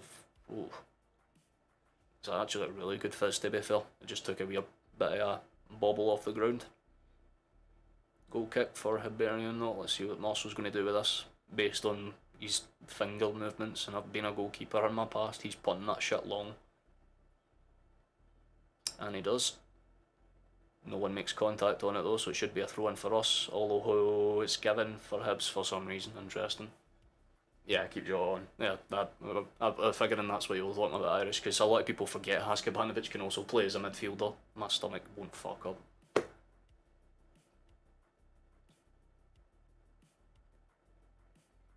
There's another throw-in for Hibs. They're just plenty. I'm just curious to see how much time wasting they'll try and do this half. It's going to be very curious. But I'd just be happy as long as we put a little bit more consistency onto them and keep them under the pressure. But here comes a chance for them. It's headed up. Bounces around. I think that's Stevenson or Campbell that's been able to flick that one on, but it bounces over. Starfelt says no thank you, gets it clear. It's been held up for offside anyway. With that red card, Hibs will tire out, Celtic's going to run through them. Well, that's what the hopes are, because I mean, even when we were up against 11 men, that's usually what happens. Like, we'll kind of break them down towards the end of the match, but it's more or less if Hibs can hold out. If they can, fair enough, but No, they started the same way they started in the first half. Yeah, it's basically what we need to do because we didn't do anything wrong. Marshall just pulled off like great save after great save. Starfelt opts to go out wide for Maeda, who goes over and I think Postecoglou really needs to teach these boys how to header a ball, man, because Jota he does like an underduck, you know what I mean? Like he goes underneath it, but rather than like flicking it back towards where the net was, he just kind of jumps up like a whack-a-mole. Oh, I love that, Eric. That's... Oh, good header though. For Starfelt, that's going to bounce, and Jota will keep the chase on. Cabraha's under pressure, but he does again do very well to just kind of poke it clear. Again, just tries to buy the foul, but it's not going to work. It's going to go back Carter Vickers to McGregor. Ease. Taylor shifts it. Maeda. Ball across, and it's hit with power. And again, Marshall has to punt it away.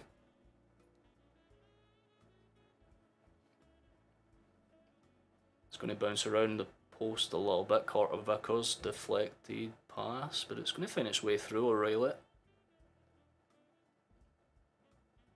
Nice, Turnbull. Could go forward with that, he should go forward with that. Play it out wide, does exactly that. Jota's got it on the left hand side, right hand side, sorry, my brain just had a moment. That's a fucking no! No! We are not starting! We are not starting the second half with the same shit! His arm was literally out! He was saluting the fucking Fuhrer there! You want 1,000-year icon? Oh, you dick! What the fuck, man? Nah. Nah. VAR. No.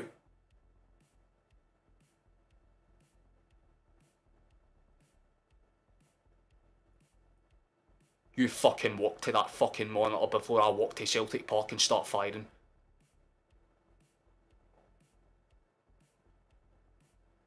Holy fuck, right, he's walking over, he's walking over, he's walking over. That is a clear as day handball. If you do not give this, I will fucking sacrifice my newborn. That is how confident I am. But this is the SFA.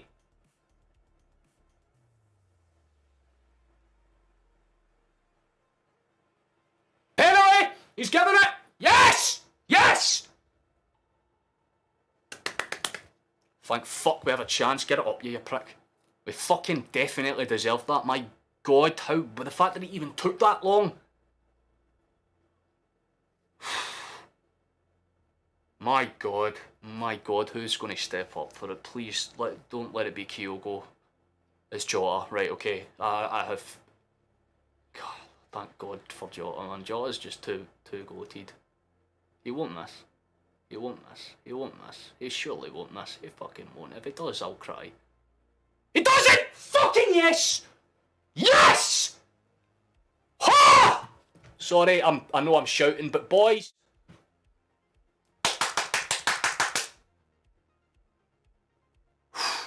I had to take a second because the keeper did get a hand on it. He did get a hand on it, but Jota placed it just enough into the right corner. Oh my god. Jota puts us back on the board, boys. We're still in it. We're still alive. Fuck, man. Everyone's put him off in chat. We love to see that. Repping for Spain, Eric. We love to see it. Yes, man. We fucking earned that. Jota's celebration tells you everything you need to fucking know, man. We've won this game. We have won this game. It was close Stockroom one time, mate. Very close indeed. But all that matters is that it found its way under. It took us a while, but VAR eventually fucking figured itself out. We've got one back, man. We'll take it. What a tune to come on at the fucking same time as well. You're going to get an arsehole. Well, no offence, but if you knew my neighbours, I have more than enough reason to arsehole them half the time. Have you heard the dogs barking in the background? Don't worry, mate. I'm not worried in the slightest. We popped off. Well, I said we needed a goal in the opening 10 minutes of the half if we wanted to make this a comfortable win. So far, so good.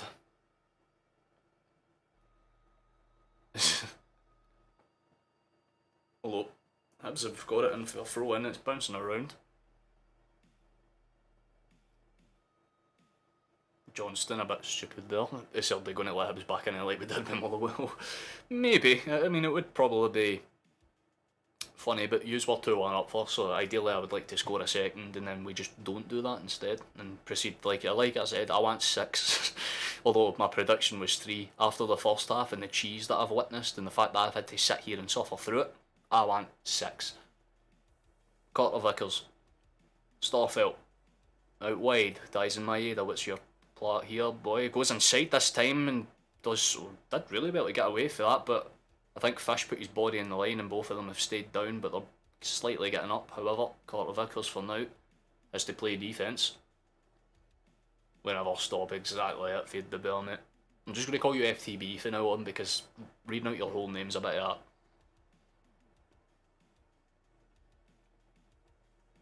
Well, it's going to be cleared away from Marshall. It's going to bounce all the way through. Should be Carter Vickers or Johnston's. Either North American will do it. Johnston has it. Goes across to Starfelt. McGregor.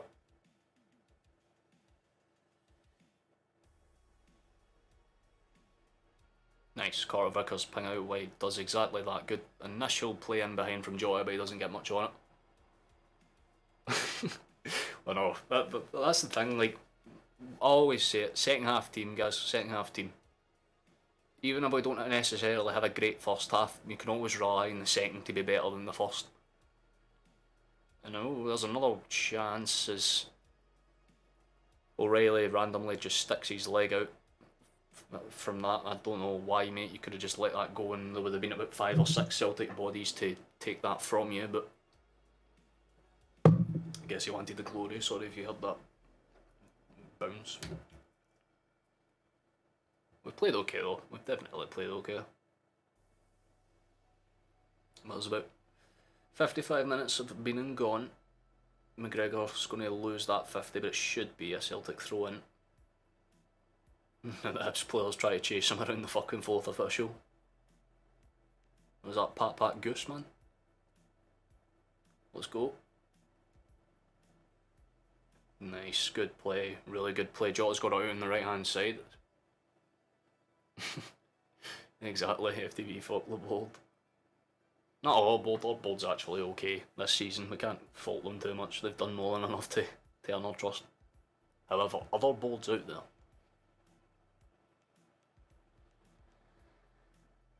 McGregor, what's your option? Goes inside for Taylor. Taylor, they have left the entire left hand side of that field open for Maeda. Goes inside, David Turnbull takes a bounce, I think, off of either Fish or Cabraha. Really can't tell, I think it's Cabraha. Good play out. McGregor, what's the plan? Doesn't opt to do much with it. I think there was some... Have they changed their formation? Have they gone all out? Sorry that I need to check this, but I need to make sure.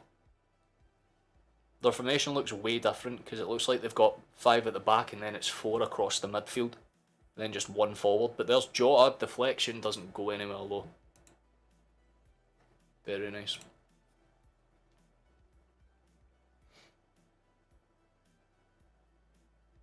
Well, that's the thing. We've had a bolt that's back. Oh, I'm going to shop because Maeda's got the ball in the box. He goes through the legs.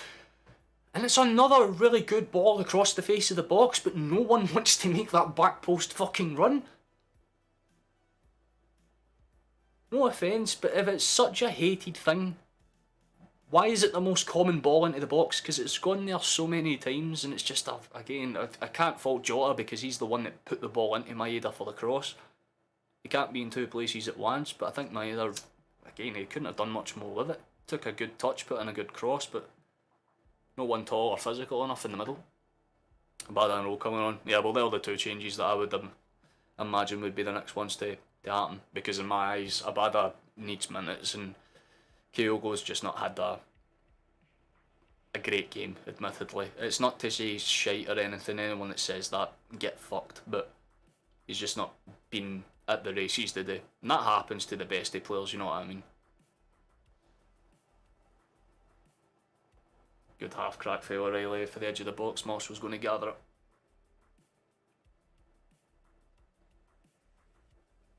Oh, I actually took a nick off the top of, was that Stevenson or am I tripping balls? Aye, well, no, someone put a bet on for 3 or more goals. But whoever did put that bet on, by the way, aye, you have half an hour, so basically 15 minutes per goal. It's more than doable. Maeda's got it out wide, deflected from the cross though from Fish.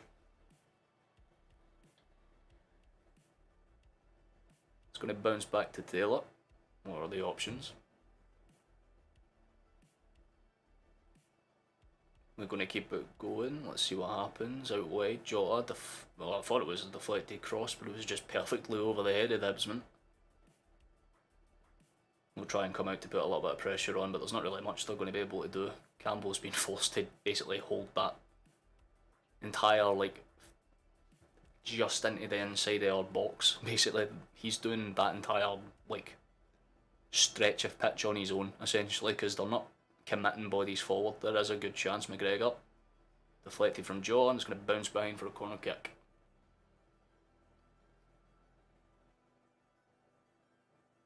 And there is a change, definitely. Like Bernabe for Maeda, or is this for... Well, Taylor's coming off, which is not surprising. I mean, there were talks about him even starting this game to begin with Abada, and we're warming up as well. Aye. So it's Bernabe, Abada and O. Taylor's the first one off of the 3. Maeda's coming off and O'Reilly's coming off as well.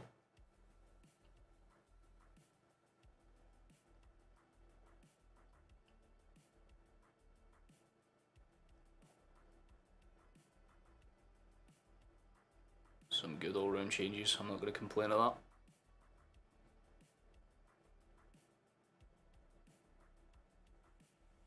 Yeah, but this is what I was saying, we needed a good physical presence in the box, so there are your changes. Oh, Abada and Bernabe.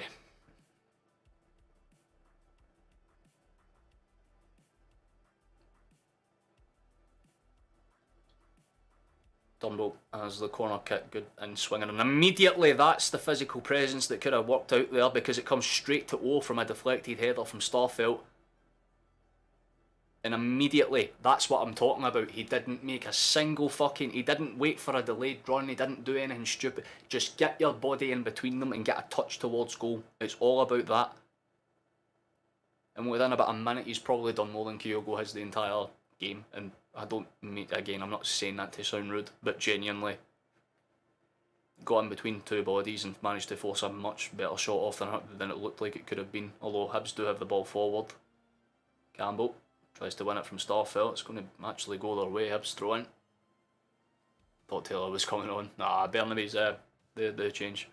I can understand it though, because again, in the conferences last night, Postecoglou was saying Taylor might not start the day, but he didn't have a bad game. Just what you call a middle of the road performance. Nothing too outstandingly great, but nothing too bad either. You can kind of just give him a tap of the hat and say well done. You know what I mean? Nothing too great. Throw in for Hibs though. Goes in. It's going to bounce around a little bit, but it's going to eventually be cleared by Carter Vickers. Good initial touch from Jota, and Carter Vickers putting on the fucking burners. Let's go, big man. And they're trying to clear fucking hell, man. They've literally hit the deck against thin air to win that foul, and they've been giving it. No, the referee's waved it on. Let's go. You have a brain cell, and we can quick counter. Fuck. Here we go. Abada out wide, ball in behind. Turnbull, and he'll rally up and get the corner from Cabraha. That's not bad. Hibs have packed the defence. It's more suited to O than Kyogo. Yeah, that's what I was saying, mate. That's basically what I was saying. Kyogo's a good expansive off the ball runner. Like if you're playing a St Mirren or a Livingston that like have an expansive 5 at the back, but Hibs have just like gum basically. Another good corner comes in and it's bounced over. I think that's again, it fell to O, but his physical presence has already put Hibs' defence in 6s and 7s at times, because they realise now that there's an actual physical presence that can get behind them with headers rather than like cute or acute touches in behind. No guys, I'm very much with you on that. Nearly just over exactly at Merkley, but if we keep the pressure on them, then O's making good chances, that's the big thing. Like he's been on the pitch for 2 minutes and he's already had 2 half chances to put us ahead. But here comes a change for Hibs. I believe that, although it's Chris Cadden coming on, I didn't see who went off, unfortunately. I didn't even get to see the number. But I'm presuming it's the right back that's just came off. No, he's still on the pitch. So what did they take Cabraha off? Sorry, I need to check. Oh, they took Doyle Hayes off. They're playing Cadden as a midfielder. Is this the Cadden that I know, or is this a different Cadden? I would take Doyle on as well, FTV, mate, absolutely. Carter Vickers, he'll try and spread it across to Storfelt. What's the move, mate? Go out. Out wide, out wide, out wide. Nice. Although Bernabe forgot that you have to run towards the ball to get it, and fuck me, Hibs have broken ahead here. They could actually have a chance. Ball in behind. I was surprised he didn't go down try to look for a penalty. Fair fucks to you, big man. You have my respect there. And then Bernabe just pushes him over. Fair enough. Wee man's got a temper, so we'll use that for the final 25 or so. Yeah, I'd have a right to put his body in the way for the challenge, but I don't think he was ever going to get to it. What's the intentions for this one? No, they brought all their men up. They got Fish and all that in it, so it's going to be Cabraha, I think, to swing this one in. It is. He's definitely been their best outfield player.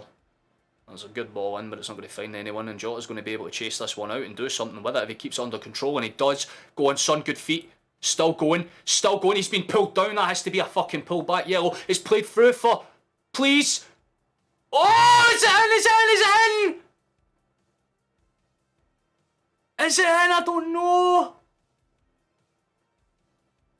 Kyogo managed to play it back across. Is it, am I tripping balls, by the way? Is it Kyogo's been pushed out left? That should have been a fucking equaliser.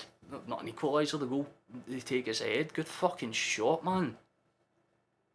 Yeah, Kyogo's playing out right on the right hand side now. That's kind of surprising. I thought it would have been like a 4-4-2. Jota. Low snapshot, it's over the bar. The pressure is definitely on Hibs though, boys. It's definitely on them to do it. They're going to pull back. Yeah, there has to be a yellow card for that previous, like, bring down, yeah. Can't argue with that. You can bitch and moan all you want, but again, Cabraha had no other choice, because if he let Jota run through there, he was basically fucking, what, 2-on-2. Kyogo did so well to get that over fucking Marshall as well from the deflection. But that's exactly what we needed, just constant pressure, and this is what, like, Kyogo's done so much better there on the wing, because realistically, he's not having to worry about doing any physical close downs or anything like that. He's not constantly having to take a touch and pass, He actually has time to make those runs now.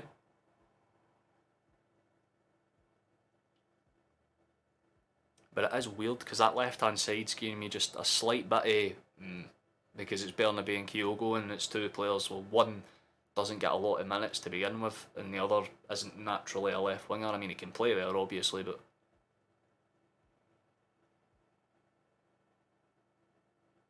because he's more or less midfield there. Like, he's just playing as a rotational kind of player with Jota, if that makes sense. Like, they're just taking each other's spots whenever the attack comes, because Jota's out left now. Bernabe. So I presume Kyogo's just kind of staying in that spot. Like a free roamer. That's actually clever. And oh, it nearly worked as well, because Johnston would try to find him from the cross. It's going to bounce around a little. Turnbull eventually gathers it. Johnston spins it back for Turnbull eventually after a couple of 1-2 passes. Good play in again. Johnston's playing the power passes on the floor very well.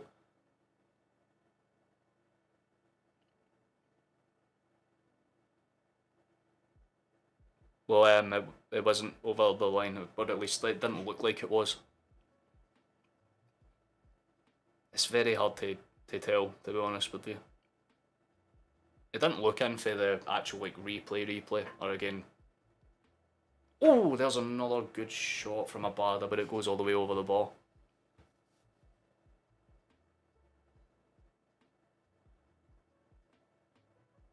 Again, Jota's just hanging on. I wouldn't panic about it too much though, because we're making chances every 4 or 5 fucking seconds at this point. In the 20 minutes we've had this half, I think we've genuinely had like a solid half of our shots. Come on, Hibs to Rangers left though. Well, Hibs are hanging on for dear life right now, Gary, so I'd maybe just hold your breath for a second. We've been denied one or two, albeit we've definitely been denied an obvious penalty this game. And again, I haven't seen any replays of the Kyogo one over the line, but it looked to me like Fish had got it off in the nick of time. But they've just brought on another player, another defender. I think it's Hop. I don't know. Speak of the devil, Fish comes off for Hop. Interesting. Good throw forward for them, but Bernabeu will just kind of flick it up and do what's necessary. It's going to be headed back to Hart, and he'll be able to get it and spread it. There we go. It does exactly that. Johnston will keep it moving.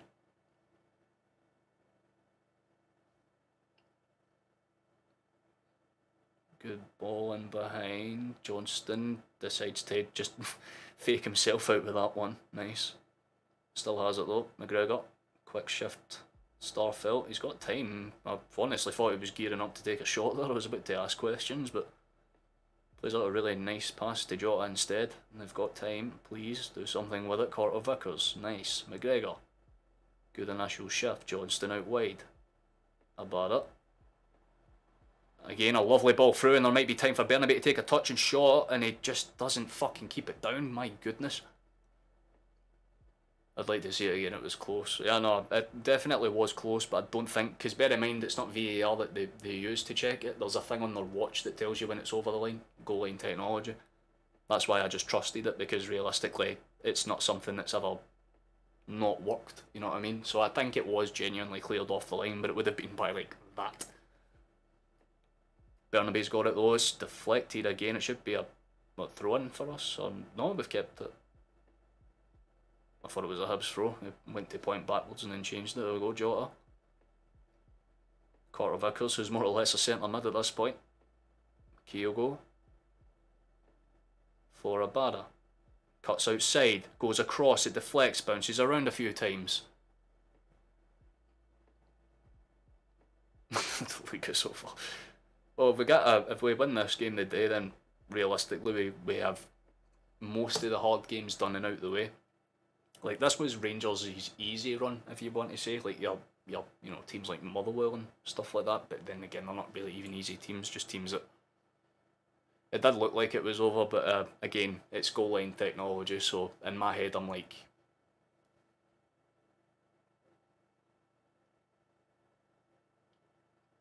but I'm not worried, because again we've got 20 minutes, and the way we've been constantly pressing them, we should get at least one absolute clear-cut chance. The boys just need to get their finishing boots on when it matters. There's Johnston from range, and it bounces, and like I just said, we just need one piece of luck to go away. That bounces just past the upper fucking post. It's another corner kick for us though. Out wide for McGregor, shifts it for Kyogo, who just fucks it. Well, I mean, it was a good shot actually, I can't think it too much. You have to hope. Well, we've still got a little bit of time. Still got a little bit of time. I'm not worried about things as it stands. But I'm fucking furious with the fact that, I mean, it's the stats have just came up there. 27 shots, 6 on target, to 3 shots on 1. And it's 1 each. Like, if FM was a league, this would be it, man. Oh, good feet. Really good feet for Bernabeu, actually. Fantastic footwork for him. Literally just fucking samba danced around like 3 Hibernian players, and it's got up towards Abada. Play that in now, play it in now, play it in now. He does. Turnbull. Bit of a loose pass though, although Abada does really well to keep it under control. There was shouts for handball, but it came off his chest, so... Jota. Nice. Keeps it under control. Dinks it in behind, but no one's making that run, and it should be a corner. The Hibs player definitely went for it. Well, there was no one on the overlapping run.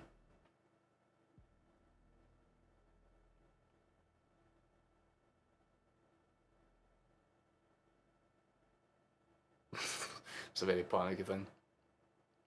So much more we've seen to now. I think we'll win, but it seems to be a running thing, getting away early goals. And we miss Hatate because he's a big playmaker. Well, yeah, I mean, that's the thing. What people need to realise is we're without 3 midfielders a day, which arguably could be a starting midfield in themselves, and a Wata, Moy, and now Hatate. It's a mix and match squad that Postecoglou, I don't even think he would have expected some of the players to get minutes today that have. Players like Turnbull. It's cleared away from another good play in behind. The bad has played it across, but it's cleared away by Stevenson. But again, Celtic are literally just getting the ball and then punting it forward. We are putting continuous pressure on them now. Another corner kick. Oh God, I'm going to need to spark up because every...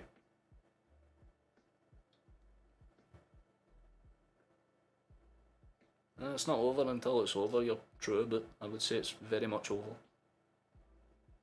Headed, deflected, bounces around, cleared away though, eventually gathered. McGregor from range, but instead of shooting just shapes the pass instead for Jota, and it's in behind again. Bernabe snap shot, and it's deflected and going again towards the top corner. Marshall manages to get it under control. What a pile of shite though. Again, if you look at the stats, it definitely seems that way. Although it's been a much more convincing second half. Marshall's still had to put in 1 or 2 really good saves. Yeah, points and goal difference speak for themselves. Johnston's got it under control. Still got a little bit of time left, but if we need something, ideally we'd like it soon. Kyogo for Bernabe. Jota. Bernabe. Should have been a good chance, but it's not dealt with. Jota's just fighting out with the right back to try and get the ball back, and it's still somehow we're just getting pushed and pulled around the box now. It should be a fucking hell, man.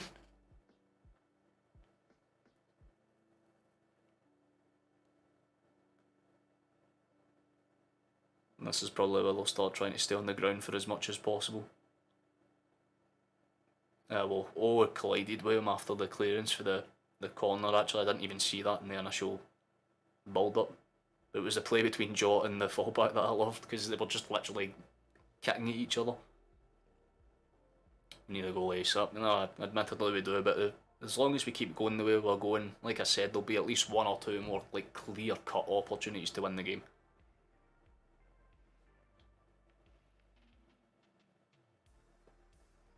But while we're on a little bit of an injury break, let me do this.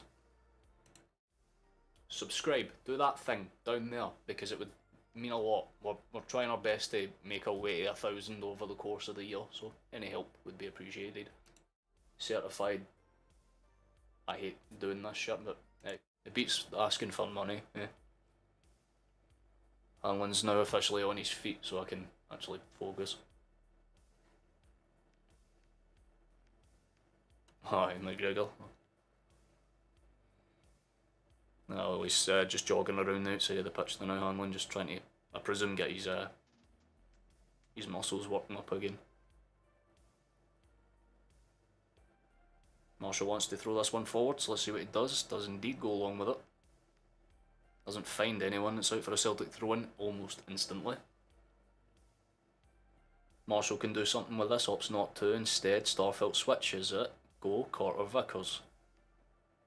There is space now. Please do something with it. This is what I want. Nice. Turnbull, good exchange between him and Johnston. Johnston just slows it down to bring the others into play.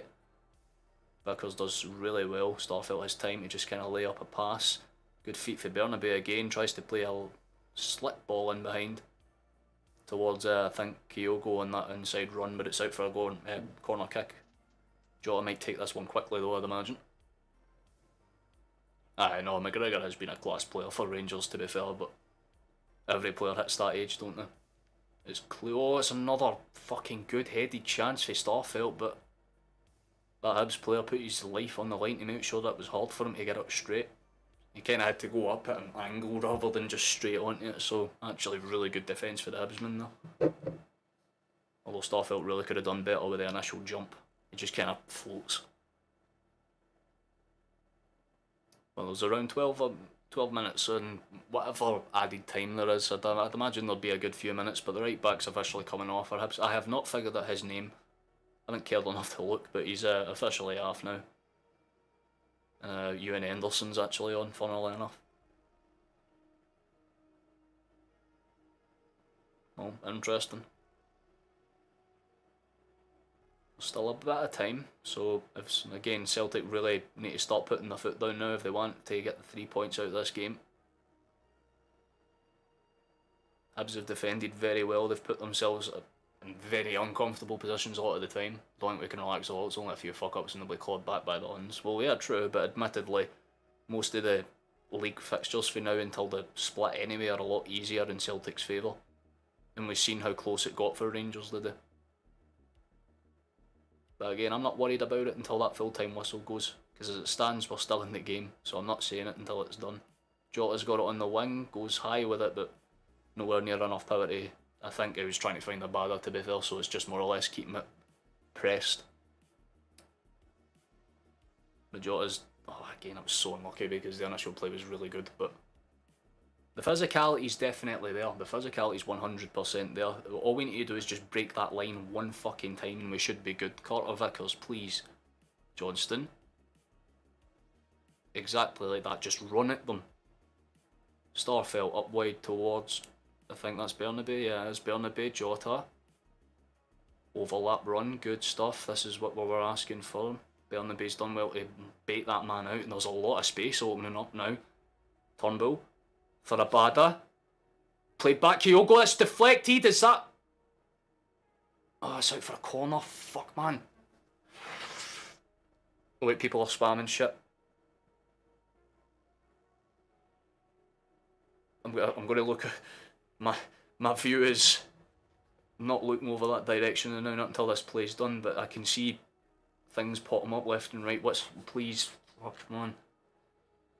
Corner, unswung for Turnbull. It's up. It's up! It's fucking up! I told you, man! I told you! This is what we needed to do! Oh, yo! What a fucking hero you are, lad! Playing that Gukamakis role to a T, man! Just being the physical fucking presence, man! Yes! Oh, look how sexy he is as well. What a fucking beautiful, beautiful run that was, by the way. Like I said, I have nothing against Kyogo. Not a single thing against him, but he does not do those power runs. And that's what O does. Just throws himself at it. If he can't get a clean contact, any contact will do. And on this occasion, it fucking works out brilliantly because it's powered right down towards the goalkeeper. Marshall dives quickly as well. But the power behind it, that's what we need. Ladies and gentlemen, for the first time in this game, because we're leading. Yes. Yes. 3-1 is on, boys. Prediction time. Get another one. Let's go. What a fucking goal that was, by the way. Like I said, my faith still firmly with this fucking club. We could be 3-0 down in the 80th minute and I'd still have faith for us to come back. Let's go, man. You have to feel slightly for Hibs, but I only feel nothing but sheer absolute fucking hatred for them after the game that I've been forced to endure. Oh, but the fucking fans are in full voice now, man. You can hear it. Great body strength. That's exactly it, mate. Hibs went physical, we had to get physical as well. Kyogo's officially coming off. Again, not the best game for him, but he did play his part. Haskabanovic is going to come on and play as like the anchor cam, which is more than fine. One more to finish it off, exactly. Put the nail in the fucking coffin now. That should be a foul for us as well, yep. Free kick on the edge of the area. Well, not on the edge of the area, but 30 yards out. I love that. Easy 2-1. Well, it's probably the easiest 2-1s in terms of statistics you'll ever fucking see. 32 shots there. It took a lot. You have to give credit to the Hibs defence, but we fucking finally cracked them. Another good chance though on the edge here. Jota's played it out wide, Turnbull. McGregor switches it in. Haskabanovic, what's he going to do? Plays it out wide for Bernabe.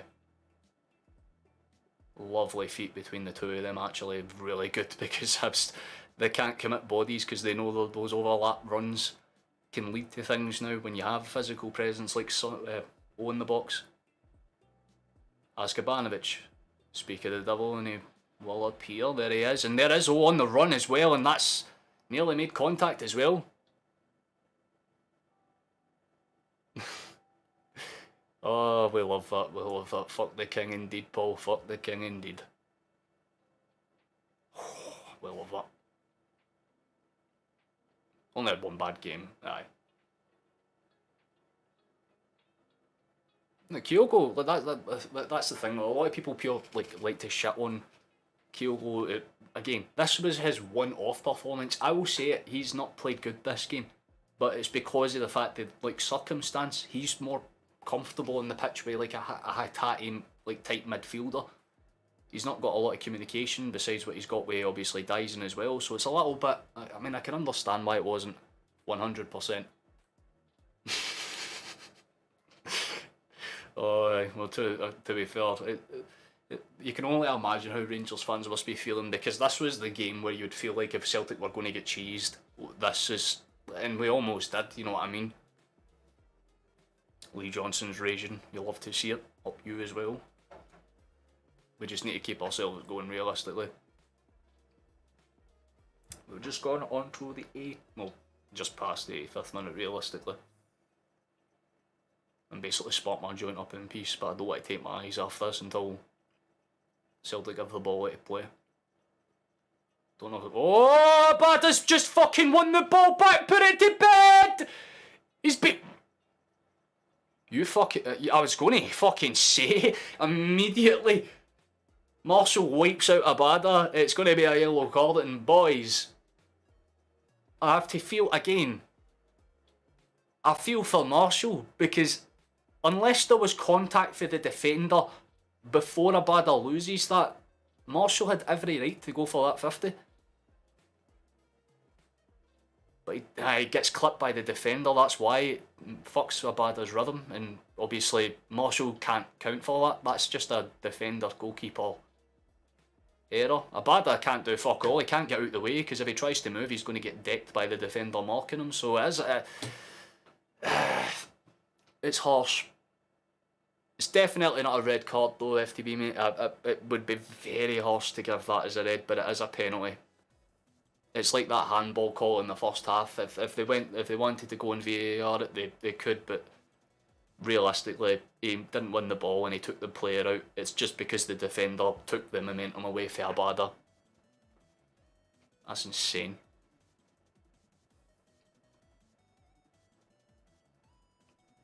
But then again, they've just decided to go and check the VAR system, which means that the SFA haven't fucked us enough just yet, I'd imagine. Because they only ever do that against us if they're going to disallow it. Now let me fucking see. It's the contact for the defender that takes Abada's like momentum out. It is minor, and then Marshall comes in and sweeps him. But it's a case of, is it an honest 50? They've not actually disallowed. I can't actually sit there and say that it's too bad. But again, it just makes you fucking think. But if that's the... This is what I don't get though. If that's the case, why isn't it not just out for a corner? Why is it a fucking drop ball? Why is it a drop ball? We should be getting a corner at the very fucking least, man. You don't even know your own rules, you fuds. Fucking hell, man. I generally think there's about 3 brain cells in that VAR room, to be honest with you. But Jesus Christ, man. But Hibs do have the ball forward and they can do something with us if they want to. Long ball towards the back post, and there was an actual shot on, but Bernabe says, fuck you, and just puts his soul on the line for it. And it is actually out for a goal kick for us as well. Defender doesn't touch him, we need to be calling it fairly if it's not a penalty, lads. No, that's what I'm saying, it's definitely not a penalty. I'm just saying it was like a weird 50-50. It's because of the momentum that the defender takes away for a bother. I'm not saying there was contact. Starfelt, he'll try and ping it out wide. What's the plan here? He hopes to just kind of hold it up. Nice, Starfelt, what's your plan? Goes across. Askabanovic, I haven't seen too much of him, but he's more or less just played that subverted shadow striker kind of role, you know what I mean? Mount's going to bounce around a little, up and about, Turnbull. Ball out wide, let's see what happens here. Abada, good in play, good touch, doesn't get it under control though, and it's going to be stole away. Although Turnbull eventually just sticks his leg back in and says, fuck you, we're taking that one. Bounces around, McGregor. Just heading on, well, near enough towards the 90th minute now. I'll tell you how many additional minutes are there when I see it. But I'd imagine it would be a few by this point. Solo for the Hounds, exactly that. Again, this was one of those matches where Celtic had to play for what we wanted. But in fairness to Hibs, they didn't do a lot today, but they put in a decent account of themselves. They did much better than I thought they were going to do. Askabanovic gets away with that, yeah, it's going to be a throw-in for them. 7 minutes injury time. So what can we do in 7 minutes? That's the...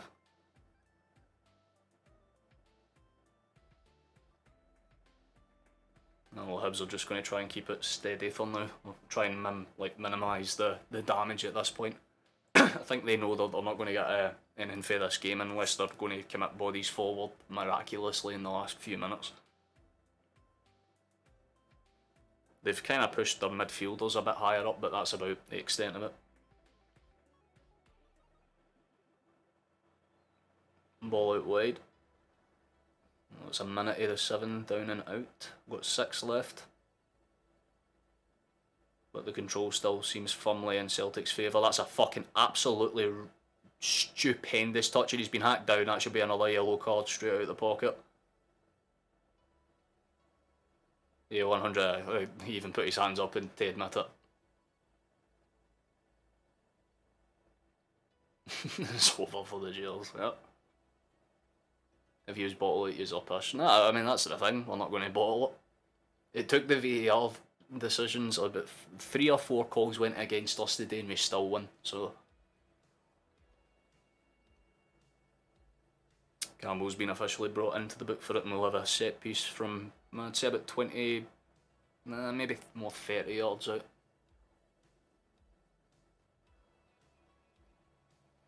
No surprise who's going to be lining up for this. This is like Jota versus Real Madrid territory.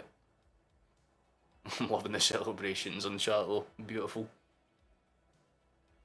We'll do a little sub check at the end of the game as well. So if you're new and you have enjoyed this, or if you've just enjoyed this and you're not new, then you can like and subscribe. That would be very much appreciated. But my streak of streaming games with Celtic just not losing continues, and there is a good free kick from Jota, and it's going to be saved as well. I also want to remind you, while there's some people here as well, by the way, I'll be streaming the Scotland games too. The games against Cyprus and Spain, if you want to stick around for, well, if you want to sub for those ones as well.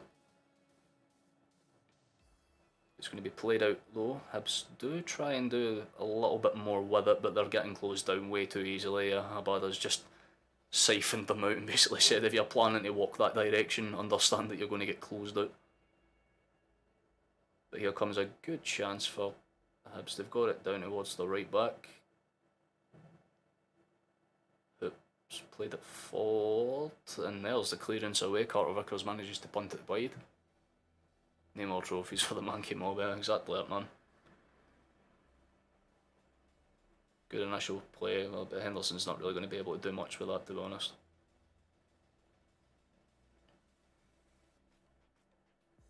Yeah, a lot of the things that I said today that were going to happen did, but I'm kind of surprised that we didn't score more, or more to the point that Hibs didn't try and create more. I was kind of surprised when they started with 4 at the back and then just kind of didn't change anything, but, well, there's a good ball through. Turnbull. Oh, it's opened up for Jota, and there's space, play it back to him! Oh, it's the flick. How the fuck is that not 3, boys? How have you missed that?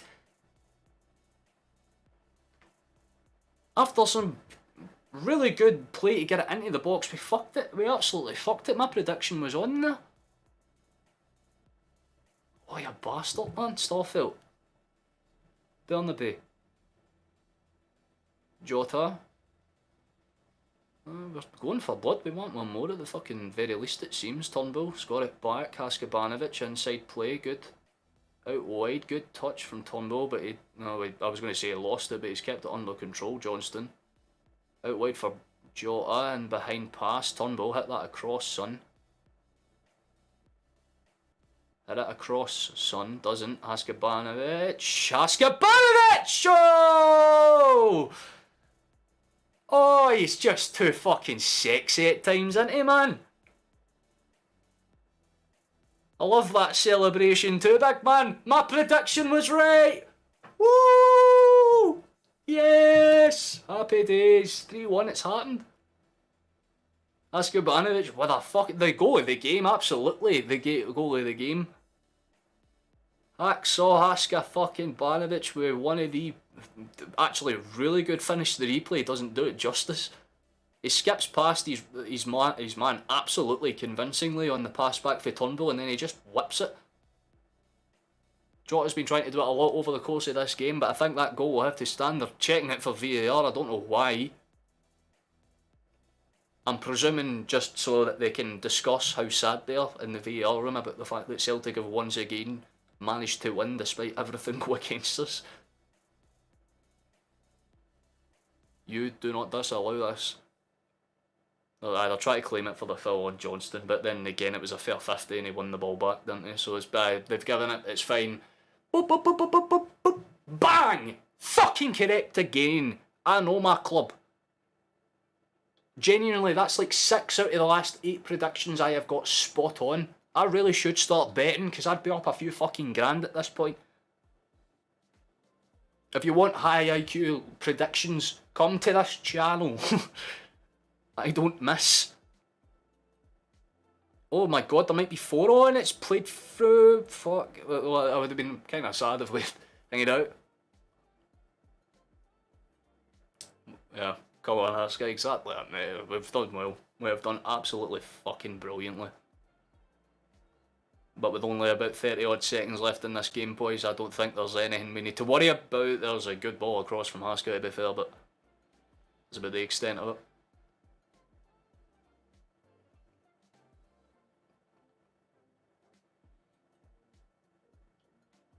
Yeah. No, just talking about who the potentials for man of the match were, and realistically, no one really deserves it. I'm taking your betting advice, so you probably fucking should, so. But I need to do my thing, because I need to stand up and clap these motherfuckers when full time goes, because they've absolutely earned it this game. But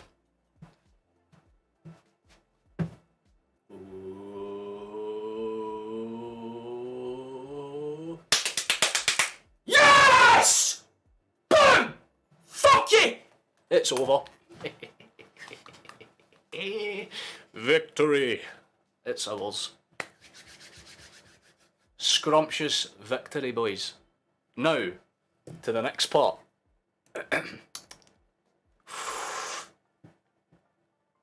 Football heritage.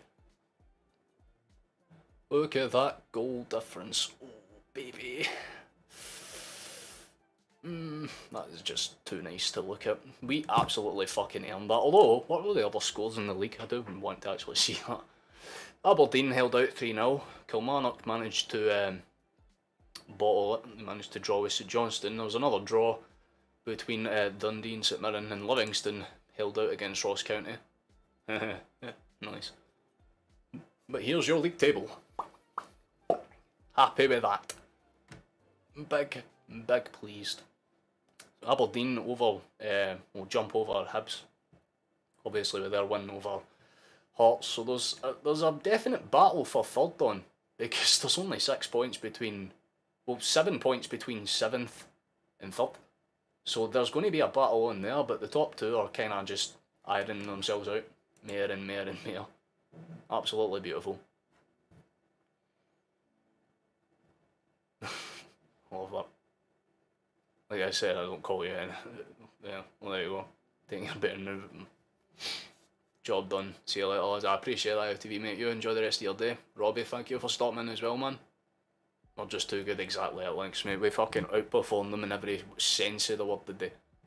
We didn't have to worry about much. We stifled the basic pressure. Easy peasy, lemon squeezy. Probably the saying that we'll need to put on some shirts if it comes through. Enjoying your show, brother. Oh, I appreciate that, Michael, mate. That's very nice. But victory. We can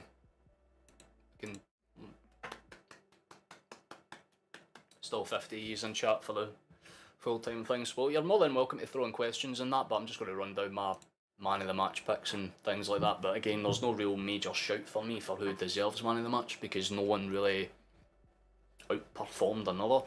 I think there were definitely key players. I think Jota, if there was a player to choose, I think Jota was the one that kind of kickstarts it, because again, it seems to be a theme with Celtic where if we want to win a game, it's breaking the duck. Like that first goal always seems to be impossible for us, but the second we get it, doors open and we just fire through them like they weren't even a challenge. And again, like they're walking around and getting obviously the standing ovation for the fans, and they absolutely fucking deserve it, to be fair, because Hibs, credit to them, man. They did well. I think it's 2 All Firms in the league and then 1 for the cup. I think it's 3 All Firms for the season, but 2 of them are league based. But that is full time. So last call for anyone that would like to subscribe or whatever. You're more than welcome to throw in any questions that you have, obviously, about the game as a whole. But yeah, I mean, I think for me, my man of the match would probably be Jota, and then you would follow it up with, I mean, if you're talking about the influence off the bench, you maybe O as well, because, you know, obviously that goal puts us ahead, and he was amazing for the second he came on the pitch. And again, like a lot of people will try and shit on Kyogo's performance today. I don't think he had the greatest account of himself, but when you consider the circumstances, we did what we needed to do today. Like I said, I wouldn't have cared if we'd won the game by like 1 or 2 or 3 or 4 or 5. Doesn't matter as long as we win. So the fact that we have is more than fine to me. You know what I mean? I'm quite fucking pleased with that. So I appreciate that, Links. That's nice, ain't it? Oh yeah, I didn't even do the check, have I? Hold on. I need to do this. There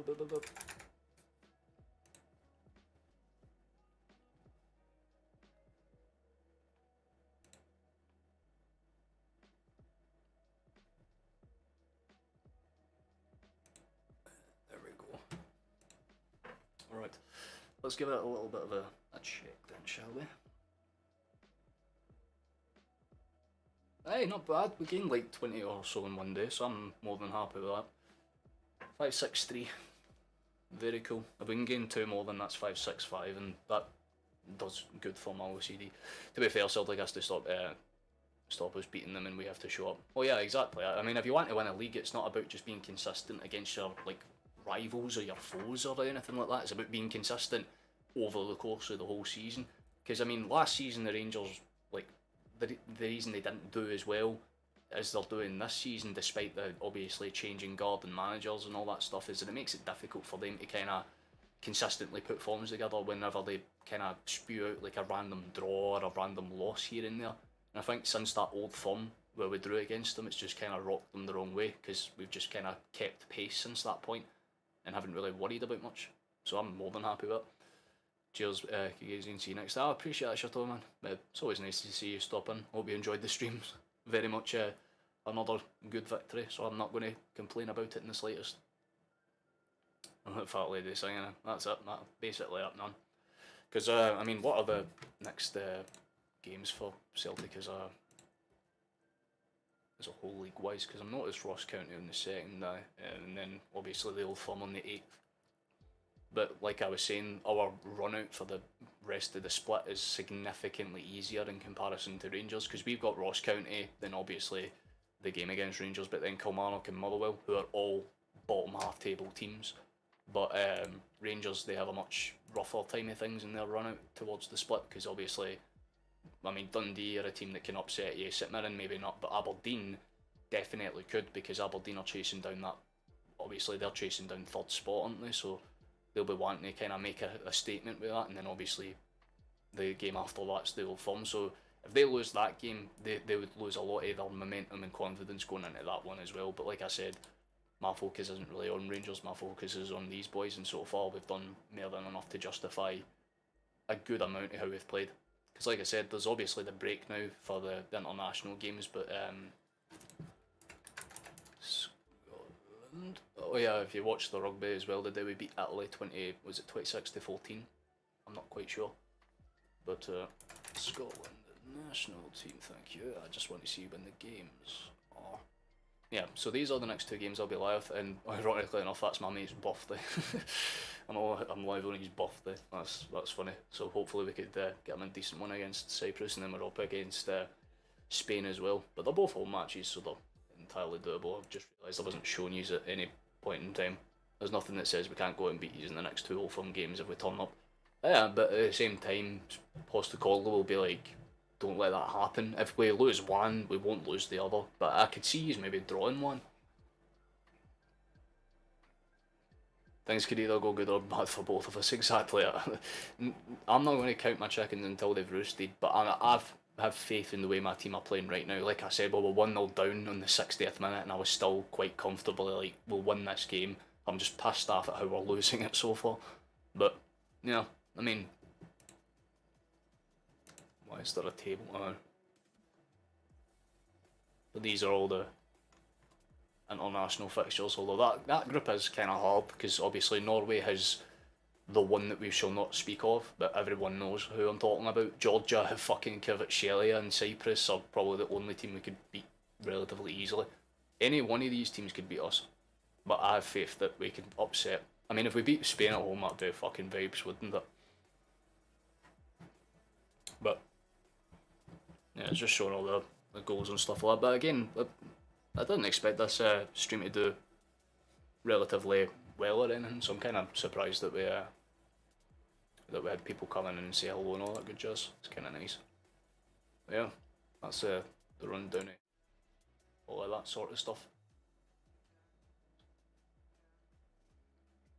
But it's because your defence are always up in arms about what they're trying to do. You know what I mean? Like, because you've changed managers as well, guys, like the big thing about it is that you're trying to have a manager introduce a whole new system with a already kind of ageing set of defenders. I think that's obviously why you have brought in players like Davies and Cantwell, just to kind of balance out the age sheet a little bit.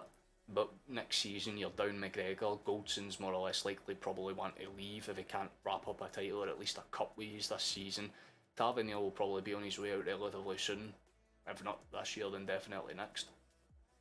So you need a major rebuild in a lot of your crucial areas, but it's a case of, can you do it? Aye, it's entirely fathomable, because Celtic literally just did it last year. You know what I mean? We managed to win the league on a rebuild, which wasn't even the intended goal when we started. Our goal was just to keep pace with Rangers, based on the fact that you just did an invincible fucking, you know, league season. And then we proceeded to comfortably end up winning the league after we managed to take the momentum off you on the Old Firm. So I know what you're saying, guys. There's always a possibility that, like, Rangers could take the next Old Firm and put a bit of pressure on us, but I don't see it's going to. I don't see it really happening. Our board won't spend to bring in players, so we're fucked. Yeah, well, realistically, that's it. You're going to need to sell your key assets to then bulk up on regional choices, you know what I mean? Like Celtic had the advantage of having Postecoglou, and he had like the kind of oceanic view of things where he could bring in players from like Australia or Japan or basically that kind of side of the world that maybe Scottish scouts don't really tend to even look twice towards, you know what I mean?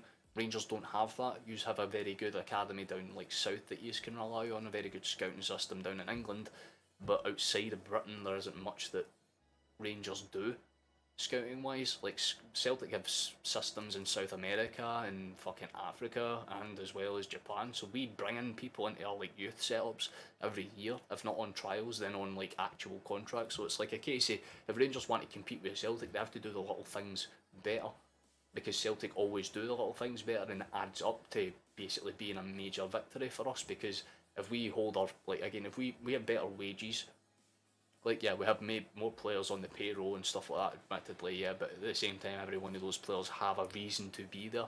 But if I was to say to you, like, obviously, like players that you have signed that were meant to be so good, and then like James Sands, for instance, just phased out of reality for you. But again, it's just a case of if they break it down, there's a chance for them. But again, if you look at the way that Celtic played the day, everything went against us, and we still managed to come out the other end of the match relatively comfortable. Don't get me wrong, it wasn't comfortable as much as I would have liked it to have been, considering the fact that the second goal took until about the fucking 80th minute to actually go in.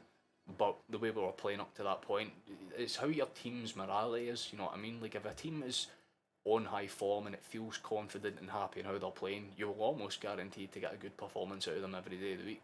Rangers just have their confidence knocked because, like I said, new manager, new tactics, new systems. It's not working the way that it's intended to. And yeah, you're still pulling off victories, but even in that game today against Motherwell, there was only 2 shots on target and both of them went in, and yet McGregor's meant to be one of your key players. And yeah, that's what I was going to say. Like the thing is, Celtic fight for the win and News don't as well, because realistically, Celtic know what they're playing for. Like they're playing for the fans. That's all. There's a motto. There's a whole like system and identity, and I think that's the key thing. That Rangers don't have an identity how they play. They either counter attack or they don't. That's it.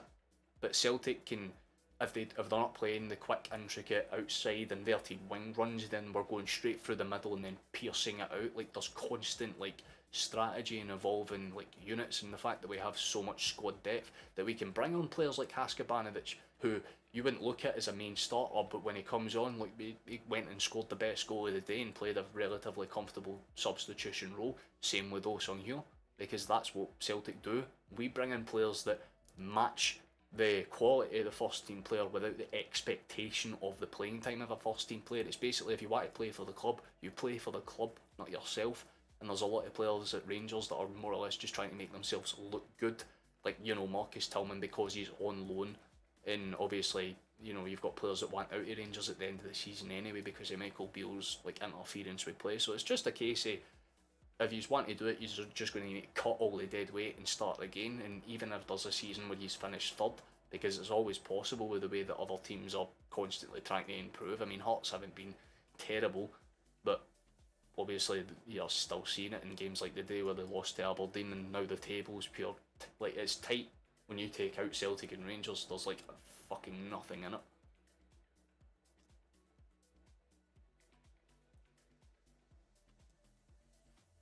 Yeah, that's that's the thing, guys. It's like if Celtic are playing bad, I'll be the first to say they're playing bad. I'm not one of those fans that have just kind of strode along with the success. I was a Celtic fan when we were literally awful. You know what I mean? So like, I've got no quarrels with people coming in and saying, "Oh, like it's like the glory hunting kind of side of things," and I get that to an extent. But I'm just one of those people that is like, yeah, look, Celtic are a team that I support. I don't have any disrespect for other teams, but I can openly speak to other fans and be like, look, here's where you need to improve. Here's where we need to improve. Here's where the league as a whole can improve. Because at the end of the day, I just want Scottish football to be the best version of that sport. I don't give a fuck if Celtic and Rangers are the two dominant teams. I wouldn't care if one season Aberdeen came out of nowhere and won the title. I'd be buzzing, because it's like, holy shit, wake up call. Absolute wake up call. But that, you just have faith in your club and go with it. And that's, again, I have a lot of respect for even the Hibs fans that turned up to Celtic Park today, because they knew chances are we're not walking away with a victory, but if we go and make enough noise, who knows? And yeah, for 45 to, well, by basically until about 60 minutes, Hibs had that. And yeah, that's what, again, with you guys, I can only imagine, because you've watched your club literally, for better use of the word, die and come back. You know what I mean? Like, you watched it transfer fucking business model, you had to watch it go through, like, what league, was it League 2? No, it wasn't League 2, it was League 1 you were putting him until we Peterhead. But, aye, from League 1 all the way back up, and then obviously having to watch us win title after title after title in that time. Yeah, I mean, I agree with you there as well. Like, I would love to see, like, a Hibs or a Hearts, or... I mean, personally, what I want to see, just for shithousery, is, like, Celtic Hearts getting promoted and then fighting it out, like, at least for, like, a good amount. I just want to see there be a competitive league again, you know what I mean? Like, I get it, Celtic and Rangers, there's a vast gap in money, but that's not an excuse for the teams below us to be bad, because look at the Premier League. Leicester managed to do it with, like, less of a budget deficit than what even St Mirren have to Celtic. So, it's just a case of knowing what you're doing with the funds you've got, and if you have the right board and the right manager with the right players and the right mindset, anything can fucking happen. So, it's just one of those where I have faith in the league to get better over time, and I think that's what Celtic and Rangers are trying to do there now. It's like Rangers need to rebuild, but you're just trying to get across the line this season without looking like you have just completely fucked the fight, which I respect, because I mean Celtic did that in the season that you took the 10 first, because it was more or less just a case of, oh, they're 10 points clear, let's just sit back and let them run away with it.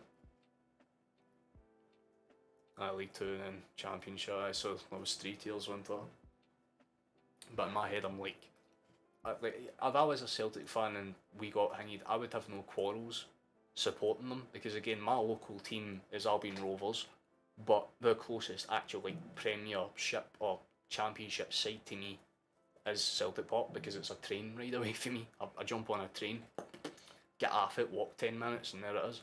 That's the stadium. So in my head, I'm like, I'll support it regardless of what happens. But again, the way St Mirren fans feel is, and imagine how we feel in like Europe. You know what I mean? Like, we should be doing okay in Europe with the funds and things we've got, but we just don't, because of the sheer gap between the rest of the teams. So again, it's a case of just finding out what we need to do and what works and what doesn't. And if Celtic and Rangers can figure it out, not just domestically but in Europe as well, things will be much more fine for like everyone going forward, realistically.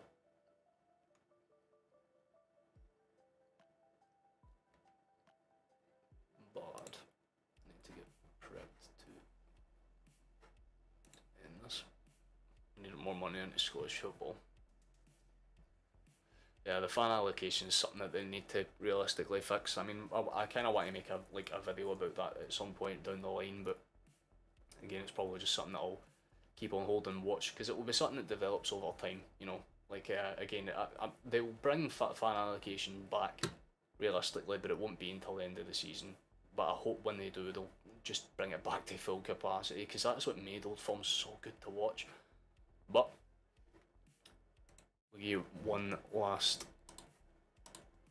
look at the league table, if it would like to. Give me a look at the league table. There it be, biggeth poggeth. But I'm going to need to prepare to bail out and do what's necessary.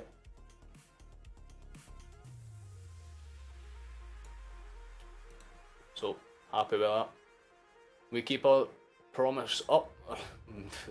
So many goals, the actual goal difference is baffling at this point. But, victory for us. That's all we needed, that's all we cared about today. More points and all that good jazz, so I'm pretty pleased with that. But thank you all for coming along and stuff, but I do need to go and chill out for the night and all that good stuff. It's a waste of the Old Firm games. I definitely do agree. That's the wrong screen. But yeah, I'd like to thank you all for coming along and watching and joining in with all the conversation. It's nice to see you guys as well again. I hope you enjoy the rest of your day. However, I need to do this because we all know how I end these streams in goofy ways. Thank you for watching, thank you for coming along, for all the likes and subscribes and all that good jazz, for the conversations as well. I appreciate it, that's always nice and lovely. But the next games will obviously be the Scotland games against Cyprus, and that's on the 25th. You're more than welcome to come along if you want to enjoy that. But I realised that there was a whole extra thing. Thank you for watching, thank you for coming along. Volume up. Appreciate you. Celtic are the best goddamn team on the planet. Love yous all, and I'll leave yous. Catch.